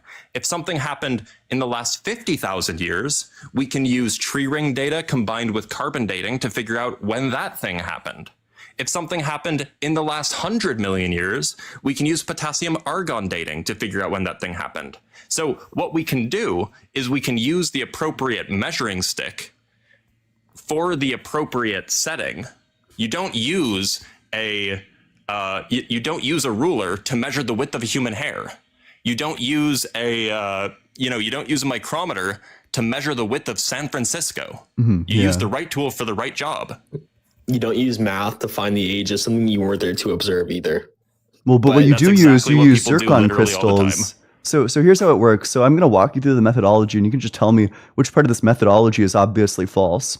We know the half-lives for uranium, and specifically how long it takes on average for like the half-life to decay into lead. From there, we can determine in a zircon crystals form with 0 lead in them. There is no lead at all when the zircon crystal initially forms, but there is uranium.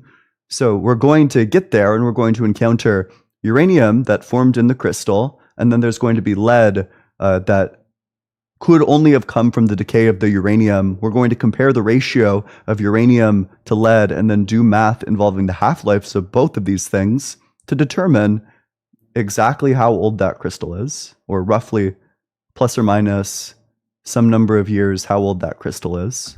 What's the problem with that methodology? If there's no lead in the crystal, then the whole point of this is pointless because you're trying to find the lead. And when the lead comes from the decay. The uranium decays into lead. That's where the lead comes from. It's not supposed to be there. No, it is. That's how you determine the age of it. But you know exactly where it came from. It came from the uranium. That's what makes the method work, is that you know that every single piece of lead in that zircon crystal comes from the uranium. But you're just saying that. It's true. No, it's not. It is. Bro's stalling for time as he types it into Grok. Yeah. Grok, uncook me, please. You think I'm talking to Grok? No, I'm pulling up arguments that completely shatter your worldview.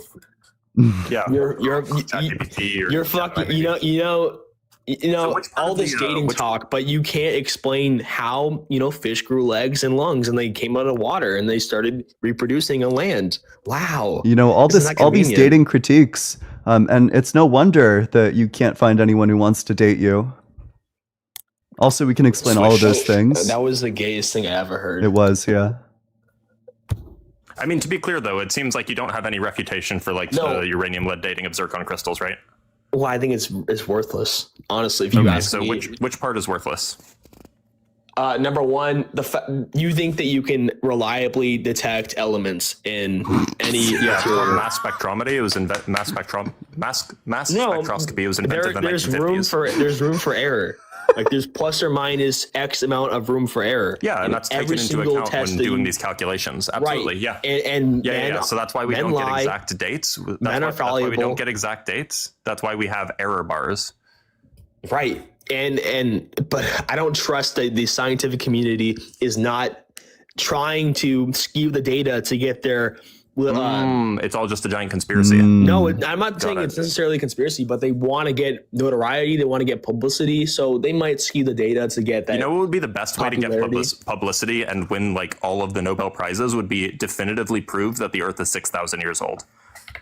Oh, we can do that. I can do that. Well, no, I mean, if you had a scientist, like a geochronologist, for example, that was doing all of these dating methods, if they went back and they examined all of these, these claims made by the scientists of the past and redid the tests, and then came to the conclusion that they were actually fudging their data, and actually the Earth was only 6,000 years old, they would win a Nobel Prize. The global flood proves the Earth is only 6,000 years old. Hey, if a flood happened, didn't happen. Yeah, I have a question. If there was a global flood, how did the kangaroos get to Australia? So when the flood was happening, it was originally Pangea, and when God flooded the earth, the continent split apart. So there were already kangaroos on the area of where Australia was. Yeah, they drowned, yes. No, they didn't. They didn't drown in the flood? No, they had boats built for them. Okay, but you're saying, so the order of events, it's Pangea. The flood itself is what splits the continents apart. So all the things that are not on the ark, those things die.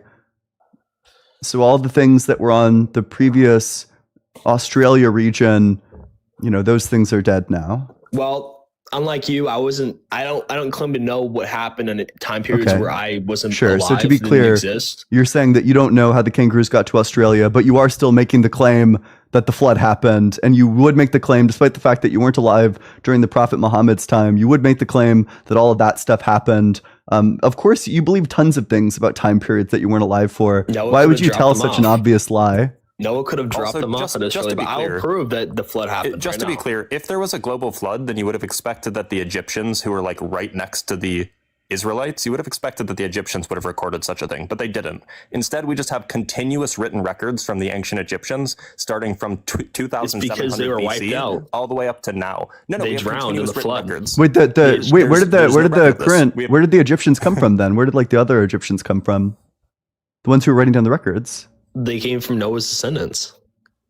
Oh, Why are there continuous written records of this? Why, like, They all where's drowned. where's the gap? Where is the They gap all in the drowned. records? They all. Where's the gap in the They all records? fucking drowned. Where's the gap in the records? yeah. Why? There's no gap. I'm gonna turn my camera on and show you guys something. It's gonna be his dick. He's trying to get kicked. No, it's not, weirdo. I know you want to see that, but no, I'm not interested. Sorry. Also, I just want to, alert the audience that he's completely pivoted away from uranium lead dating because he has no response to it, because no young Earth creationist does. Look, put me on the big screen. Put me on the big screen. Give me the big box. What are you looking at? What are you showing? Look, put me on the big screen. Tell me what you're showing first. These is proof of the Nephilim. The Nephilim are the ones who built the pyramids. Okay. You can see that But- those giants. Those are giants. They're holding up the blocks. These are the building blocks of the pyramids. Oh no. Oh. Yes, in the Bible oh speaks boy, of, we are the Bible we are speaks fucking of Nephilim. cooked. The Bible speaks of giants. These are the giants it speaks of. Oh gosh. Look, you can see God damn. It's literally from iFunny, dude. It's Oh, a he's- Facebook meme. Oh no, listen, no. listen. He assumed that because somebody Listen. was carrying a square, that means that square was the Square. pyramid block. Dr. Blitz, Square look, is that pyramid a block. normal- Dude, It's the Dr. same Blitz, thing. that's a Dr. Blitz, you normal-sized deny that these are the same shape? squares. You don't think that that's the same shape, Dr. Blitz? That means They it's are the same shape. object. What do you mean? It's the same shape, therefore it's the same object, Dr. Blitz. You're going to deny Oh my, that? you guys, okay, so who the fuck built There's the only pyramids one then? square, Dr. Blitz. In all Who of built the reality, there's pyramids one then? square. Because Literally people, a guy named Mirror. a lot of people believe that fucking aliens built the Literally a pyramids. guy named Mirror. What's more reasonable, aliens or giants? Literally a guy That the named Bible Mirror built the speaks pyramids. of. Wait, can I hear more about these aliens? Well, they're Nephilim. That's Do what it. the Bible is. Do it. Yeah, there's it, one Ian. right there. There's one Tell right me there, more. See? Elaborate. Oh, yeah. Let's Look. expand you on up. Ah. Yum, yum, yum. I love AI Dude, slop. the Bible literally speaks of Nephilim. Look, Yeah. that's how big they were. Yup. Multiple times the size of men. Yeah, we can tell. Why This do is we- very compelling. Yeah, it's I like the- literally I like the the exact shaking. same It shape, definitely helps. and people It's the same cannot shape, explain- yeah. People It's the cannot same shape, explain therefore it's how the same pyramids were object. actually built. So it turns out that we actually know the name of one of the guys who was a builder of the pyramids. Yes, there were humans So- and giants involved in the pyramids creation. Both. Well, no, there weren't giants. It turns out that it was people, normal people. There's literally evidence of giant fossils. You just Where is the evidence of the giant fossils? Look at this. Who were these steps made for? Those are literally farming steps. No, they're not. Farming steps are not terraces. this big. Look. Do you know what a terrace is? Dude, no fucking human is making steps that big. Those are giant steps. Do you know what a terrace is? You know he doesn't know what a terrace is. No, and tell me what a fucking terrace is. It was a method of farming in the in Mesoamerica or maybe South America, where they basically used because it was very hilly, so they basically built terraces, like flat areas where they could build farms on the hills. You guys just have excuses for everything. Well, It's not just an like, excuse when it's literally historical record. Look, I'm about to prove the flood for you guys real quick. Yeah, you're about to pivot away for like the 8th time. Yeah. No, I'm not, dude. You cannot literally look at this. This is even more proof. This guy keeps on getting spawn killed. Holy shit. Pull me back on the big screen. Pull me back on the big Dr. screen. Blitz.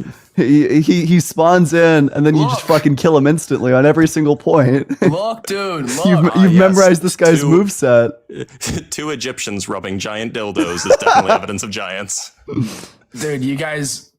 You're telling me that doesn't look like fingers?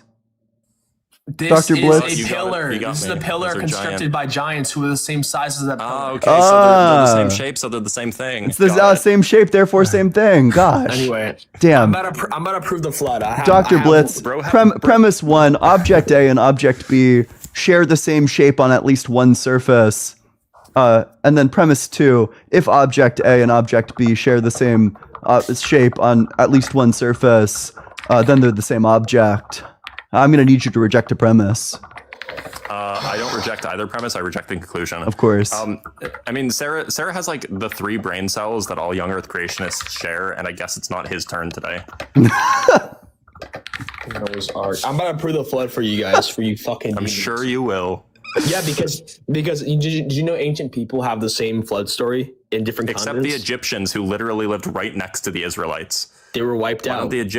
don't the Egyptians have a flood story? Huh? Dude, the Bible was literally God literally flooded the earth to get rid of the giants. why don't the Egyptians have a flood story? That's why it rained for 40 days, because the giants were going up to fucking mountains. and Where's they the were- flood story? Why don't they have a flood story? They do. Where? No, they don't. Every single ancient people has a flood story. Not the Egyptians. I'm about to pull it up right now. I'm Please, asking pull Grok it up, to make do a it. table full of every single ancient civilization Well, with hold the on. same. No, specifically the ancient Egyptians, right? That's what you got to find. It is Grok. That's great. I mean, of course it is. thematic. I mean, elements. the reason why the ancient Egyptians don't have a flood myth, by the way, is because they lived by a very reliably flooding river called the Nile. And so they actually viewed flooding, which happened every year at the same time every year, as like a beneficial thing. And so they believed that this was a blessing granted by one of their gods. And, you know, they weren't afraid of the flood. They weren't afraid of the devastation that floods caused, which is what the ancient Near East people believed. They were always, you know, having villages destroyed by floods. They relied on the floods to produce their crops. So that's why they don't have a destructive flood myth, because they loved the floods that came every single year. I'm about to cook you so hard. Did you know that you guys, on your worldview, Native Americans... Oh, wait, are we about to talk about Egyptians, or are we going to bring up something else completely unrelated? I have a stronger argument than Egyptians. Well, wait, but we're asking about the Egyptians. You said that all of them had a flood story. What's the Egyptian flood story? I told you they were wiped out. What's the evidence for hold on. that? Wasn't everybody wiped out except Noah and his family? His descendants passed the story down. So then every why single didn't the generation. Egyptians write down? Why didn't the Egyptians? I don't fucking know. I write wasn't down there. the story.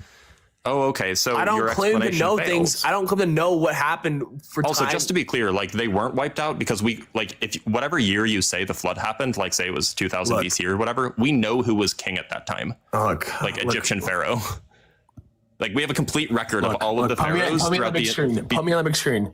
between the old kingdom, the middle kingdom, and the new kingdom. We have a complete record of all of the pharaohs. These are stories all across the ancient world. You got one for different Egypt? continents that have the exact same Do you have one flood for myth Egypt? as Noah's there- Ark. Can I get the Egyptian one? Look, Oh, wait, by the way, that's like 7.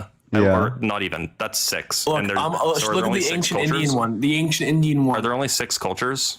No, dude. Then why'd you only give me 6? AI data centers require they can't just fucking give me everything because it requires a lot of Also, water. can to you cool read down out the your prompt centers. Can you read out your prompt for us, please? Yo, that's You a can, if you want to read it, I guess you can. Stop. I'd love to, but you'd have to stop having a seizure. disavow. I disavow. It's okay. I have relatives with epilepsy. Okay.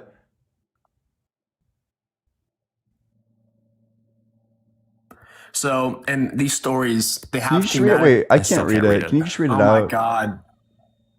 You're Make seriously a you're moving table lot. with every ancient people. Is people misspelled? Dude, stop. Yeah, Civilization That's okay. and people that have the same story as Noah's Ark with just different. Dude, just fucking read it. Oh my gosh. You're shaking. You're literally shaking. No, you're reading that slow deliberately. You're ignoring the actual fucking meat of the argument. You can just read it yourself. You read it out loud. Wait, okay, so he asks for make a table with every ancient people, civilization, and people that have had the same story as Noah's Ark with just different names, but still has thematic elements of divine punishment sent by gods for mankind's wickedness, saving animals. Okay, so here's the lovely thing. You asked for every single people or every single culture, and it listed 6. Do you think that that's every single culture? Dude, I have one. The Native Americans, right? The Native Americans on your worldview. So you guys don't have one for every single culture, is what it sounds like. Dude, I know for a fact the ancient Chinese have the same flood myth, and yet Grok's not giving it. So that does not in no way. Okay, so then why are you relying on Grok? Just let me explain the fucking Native American one, because this one completely shatters your worldview. It's not worldview. relevant. It is relevant because on your timeline, you believe the Native Americans migrated to the Americas 20,000 years ago. Yet we have flood myths that parallel Noah's Ark. Same exact story with just different names. Having two cultures having similar myths is not so uncommon, especially if those myths are based on things. Well, there's certain key things that make this very unlikely, which is one, they all have it being a global flood. Dr. Blitz, don't you see this flood is shaped like this flood? If they share the same shape, it's the same object. Listen, they have thematic elements. They have thematic elements. Why the fuck is it the same argument in a different shape?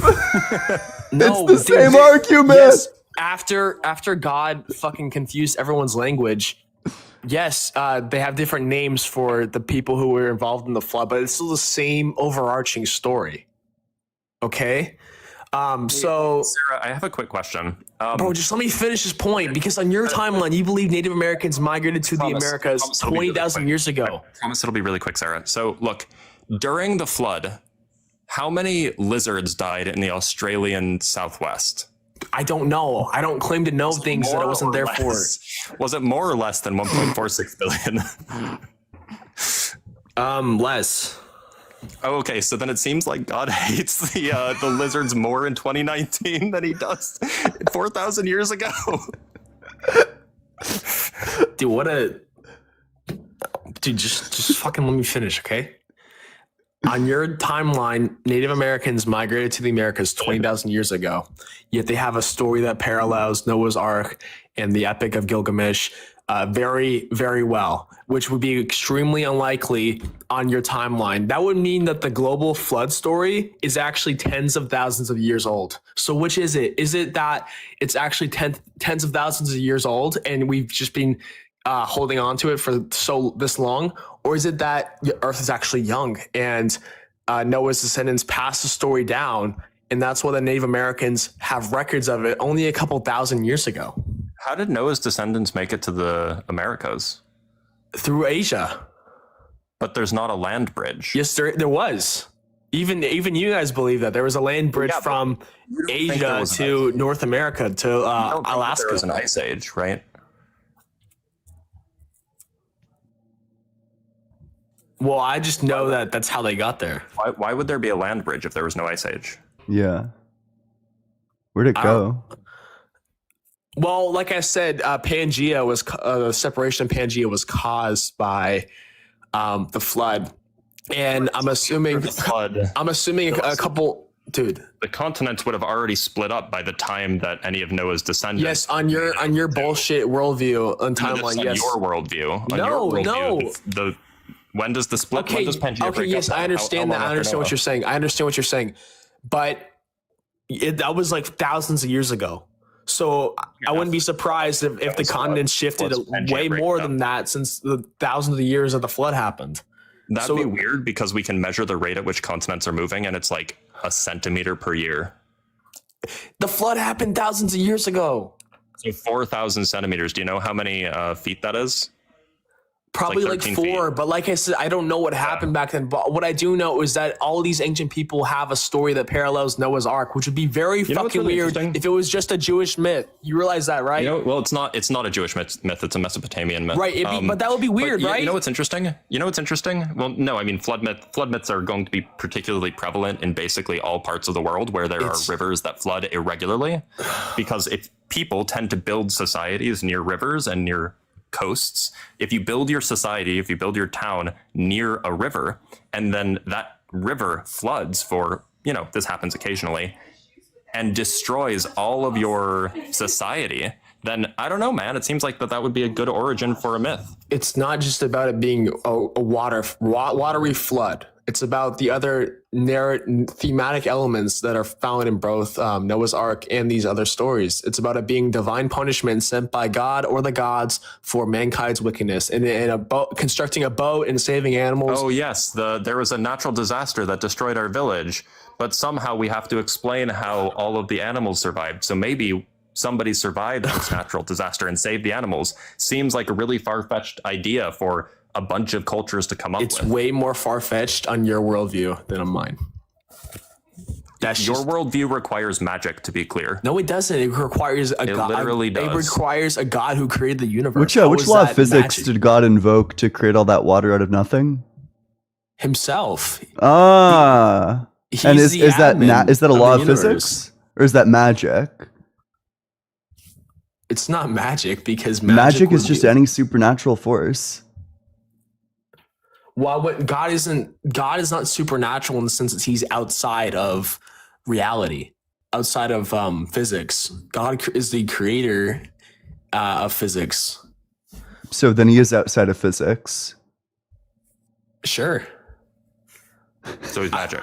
But unlike that last guest, I'm not going to sit here and say that he has to abide by those laws. No, he doesn't. He created them. Wait, you want to know something that's really interesting, which you might find some joy in and might change your worldview? So the Aboriginal people of Australia, they have a story about the flood. Please, I'm in the middle of a sentence. I'm not talking about that. All right, so carry on. The Aboriginal people of Australia, the Indigenous people, they have they have the way that they convey that their history is via oral tradition. They, as far as I know, they didn't have written records up until white people came and colonized. Basically, they had very rich oral tradition. But the interesting thing is that there seems to be evidence that one of their oral stories actually dates back to an event that took place something like 40,000 years ago. So oral traditions can can stay preserved for a very long time. So even if it's the case that there was only one time that the story was ever produced, say in the Middle East, say, I don't know, 20,000 years ago, it absolutely could have been preserved through oral tradition, even for a culture, taking 20,000 or, crossing a land bridge 20,000 years ago. So this is a thing that can happen. But it's far more unlikely. Yeah, it can happen, but it's far more unlikely in your world. It actually has happened in the case of the indigenous Australians. Okay, wait. All right, I have put me back up. I'm excited to see what shape looks like what other shape. Other regional variants. Massive flood. Survivors escape in canoes. Rainbow appears as a peace sign. That's what the Bible says. God. Wait a minute. So I thought it was an ark, not multiple canoes. Right. Well, like I said, people are sinful. Save the animals? People are sinful, and over time, they change the elements of the story, and the names are changed because the languages are different. But it's still the same overarching story. Look, in the story, serpent sends great flood, punishment element implied via sacred laws broken. Wait, the serpent sent the great flood? Yes. I thought that the serpent was Satan. Well, these are the Aboriginals. They change the story a little bit. Look, Boondaba or Western Desert, flood from divine anger. Mistreatment of animals, or killing loved ones. Waters rising over mountains. There you go. That's it's almost like they're describing floods. Yeah, but which happen in every place on Earth. Okay, but it's about it being divine punishment sent by a divine figure. It's not like people culturally tend to think of natural disasters as being divine punishment, because that's definitely a rare idea. Definitely original to the Middle East and wasn't formed anywhere else. Bro, I have. There's even better ones that parallel, that preserve the You story. still even haven't better. explained why the Egyptians don't have Look. one, even though the Egyptians kept records of everything. Look, they were flooded, dude. Like I said, giants were the ones who Everybody built was flooded. Everybody was flooded, dude. But we have literally clear evidence of giants building the pyramids. We have What's obvious. the clear evidence? And if you and I swear to God, if you say that this shape looks like the same as that shape, I'm gonna cry. Dude, do you think that a single person Oh, could he's carry? doing it again. No. I'm asking a question. Do you think that this man, a man this size, could carry this? No. Do you think Nobody's so? making that claim. I'm asking you. Nobody's making the claim that like a single dude is carrying a stone block. But do you think that he could carry the stone? This guy could carry the stone. Nobody's no. making that claim. Nope. Okay, we don't well, think that he could. Ian at least admits that that's not possible. Do you think that this man, if he was the size, he was way bigger than this thing, could carry the stone? Depends how much the stone weighs. But so Ian's admitting that yes, this man could carry the stone. These I two didn't men say could- that. I said it depends how much the stone weighs, right? Like there's Okay. if somebody handed in front of me, like there are like some weights that are that big that I couldn't pick up. By the way, just to be clear, it's not really physically possible for giants to be as big as would be depicted in that image if those two blocks are supposed to be the same thing. Because if those two blocks are supposed to be the same thing, those giants would be like 40 feet tall, and the square cube law makes that impossible for something standing on two legs.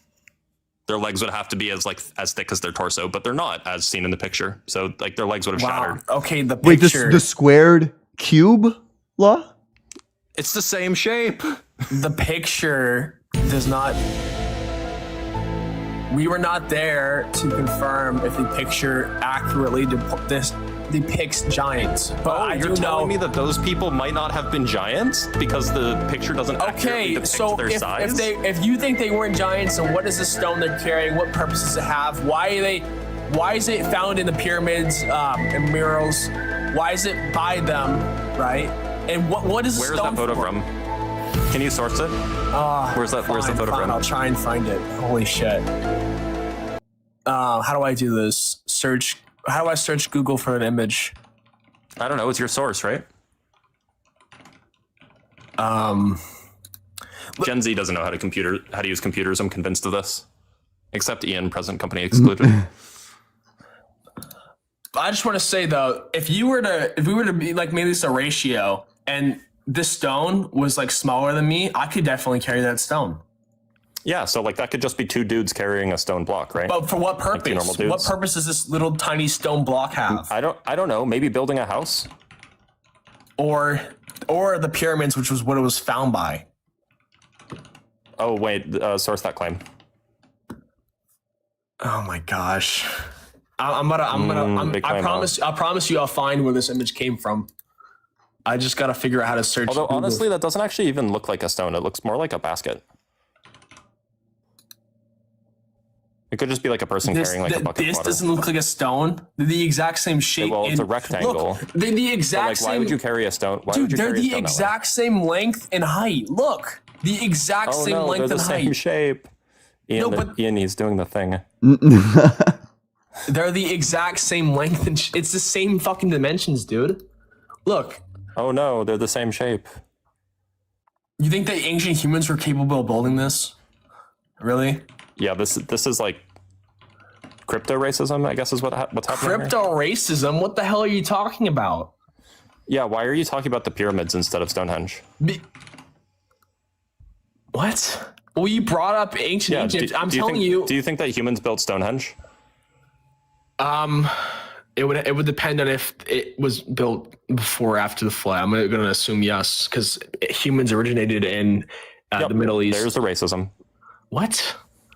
What racism? Yeah, you dude? think that like African people couldn't have built the pyramids, but white people could have built Stonehenge. Because the pyramids are fucking huge. Stonehenge is not that big. What the fuck? This- You're never going to believe. You're never going to believe who went woke, bro. What the fuck?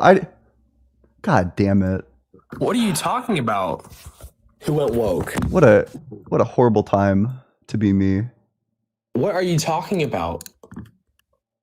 Okay, so I asked Is Grok woke? Grok, generate me a picture of the Prophet Muhammad building the pyramids. And it said, I will not generate or facilitate the creation of any image depicting the Prophet Muhammad Peace be upon him. Wait, did it actually say peace be upon him? Yeah, what the That's fuck is wrong hilarious. with you, Grok? I didn't know that Grok obeyed Sharia law. Wow. God respects a Grok respects a prophet of God. Wow.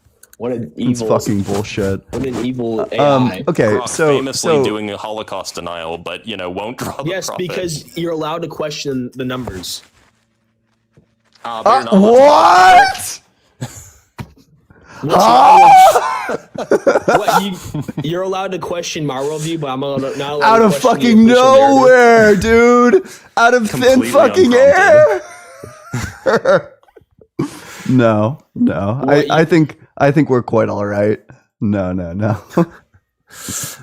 He never got those 3 brain cells from the other young Earth creationists, Holy I guess. shit.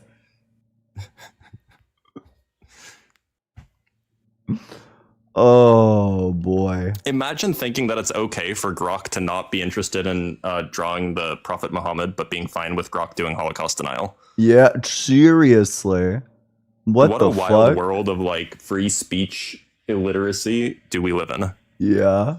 Yo, what the fuck? Okay. I feel evil because I only got to 2 guests. If you're in the box, if you come back tomorrow, your place will be preserved. If you waited all day today to get in, but you didn't get in, come back tomorrow. You'll be at the top of the queue. Here's what I'm gonna do. I'm gonna read supers. Well, first of all, here's the first thing I'm gonna do. Whoa, thank you so much, Mia, for the galaxy. Appreciate it.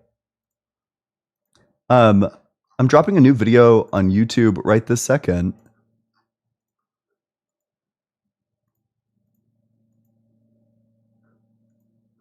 It's titled Christian Starts Yelling After His Script Falls Apart. Here's the preview. He's short-circuiting again. Did he give you the faculty? Whoa, calm down.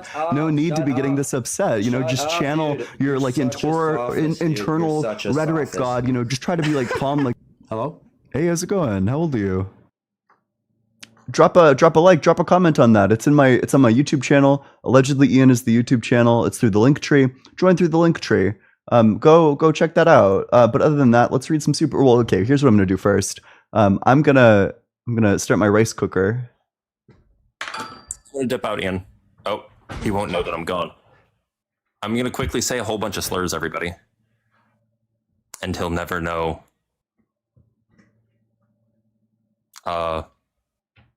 So everybody pretend that I said a whole bunch of slurs in the comments so that Ian freaks out when he comes back, or when they come back. I had my legs crossed. You missed and then it. I tripped over. So, Ian, you missed it. I just said a whole bunch of slurs. That's what people in chat are saying. That is what they're saying, actually.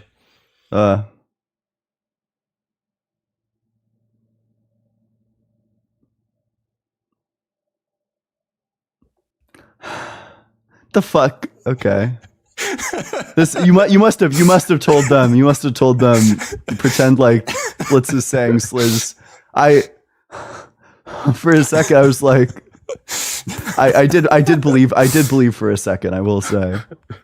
We got him, ladies and gentlemen. We got him. All right, I'm gonna dip out later, bud. Yeah, thanks. Thanks so much for coming on up. Always welcome here. Nectu, thanks so much for the super chat. Do you have any ideas why last week's episode of Unapologetic isn't up on the channel? Just curious. I think that there's some information that needs to get censored out, and then it's going to go back up. I think there was some personal information that got leaked that needs to be unleaked. So there's going to be some redactions that happen, and then it'll go up. Jesus titty fucking Christ! Thanks so much for the super chat. Ian needs me on stream, but at last weekend's rave, I shared my E with him. And he was like, Jesus, you're the best. I worship you. True. Jeremy, thanks so much for the super chat. If a being is perfect, why would it take any actions of any kind whatsoever? I've never understood that.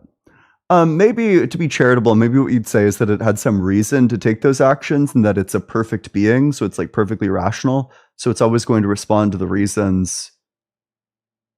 So then that's why it did something. Who the fuck is Corn Dog? Thanks so much for the super chat. You made him think twice. Kane Malice, thanks so much for the super chat. Yes, caller, technology is a hell of a drug. True. Catholic Thinker, thanks so much for the super chat. Aristotle's argument of changes in Physics 6. That's cool.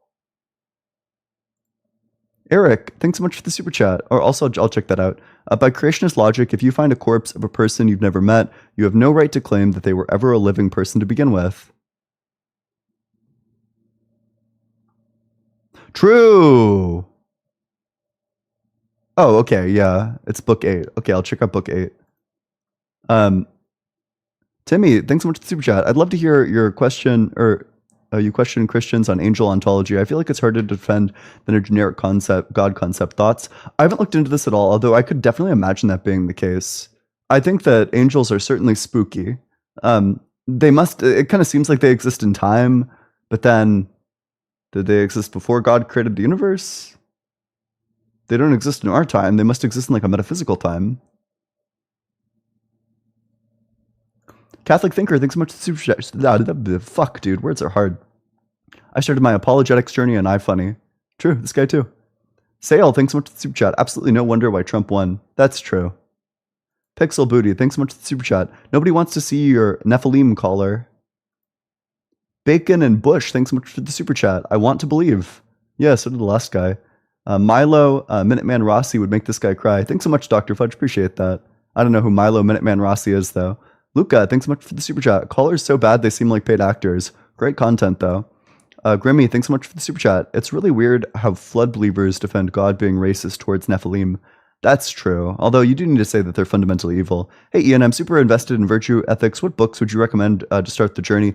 I think Rosalind Hursthouse on virtue ethics is fantastic. I think that gives like a good holistic overview. I think Julia Anna's book on virtue ethics is also quite good. It gives like a really clear conception of how we arrive at virtue through rational reflection, and also like what virtue actually is. On like a psychological level, like what virtue is, although it's not like a psychology book, but yeah, I think those books are really good. Julia Anna's is Intelligent Virtue. I'd recommend those two. Those are two good places. I have more recs as well. Draconic Drist, thanks so much for the super chat. The rain is the same shape and as wet as the Great Flood, so we need to repopulate the kangaroos in Australia, but don't ask me. I wasn't there. True. My mom told me all the unicorns died in the flood. Wow, Noah's a sick fuck. The People's Warrior, thanks so much for the super chat. The X-Files was fantastic and diabolical. Always is. Christopher Sanford, thanks so much for the super chat. I haven't laughed this hard for a while. X-Files music is the cherry on top. Thank you both, Ian and Blitz. I'm glad. Alex Hoffman, thanks so much for the super chat. Great stream, made my day. Glad I can do that for you. John Deere, thanks so much for the super chat. Someone asks, explain something from nothingness. I don't know why I would believe that there ever was nothingness. Jesus fuck. I just read this guy's bio. What the fuck is wrong with people? AFG, thanks so much for the Twitch the subscription. I appreciate that. The 8 months? That's incredible. Thanks for being here. Happy to have you here. Okay, I'm wrapping it up. Watch the YouTube video. The video's live on YouTube. If I didn't get to you today, I'll get to you tomorrow. Come join the box. You'll be at the top of my priority list, I promise. If you want to learn more about philosophy, but you don't know where to start, the most common question that I get is, how do I get started with philosophy? Michael Huemer's Knowledge, Reality, and Value is an excellent introduction to philosophy book. It's written such that people who have zero experience with philosophy, who know nothing about it, nothing at all about it, will be able to pick it up and read it. We've read the last 8 chapters so far. We're reading the 9th chapter. It's Arguments for the Existence of God is the chapter. It's led by our very own Catholic thinker this week. It's in the Discord, discord.gg/allegedlyian. If you haven't read any of the previous chapters, you don't need to have. You can just pick up this chapter, you can read it, you can listen to it. It's on Audible. It takes like 45 minutes to listen to it. It's super doable. Show up to book club. There's like 50 people that show up each week to book club. It's a great turnout. We have great discussions. They're very insightful. And there was a really cool hangout that happened last time at book club. It was great. Join the Discord. I'd love to see all of you there. Other than that, I love all of you. I'll see you all tomorrow. Have a good one.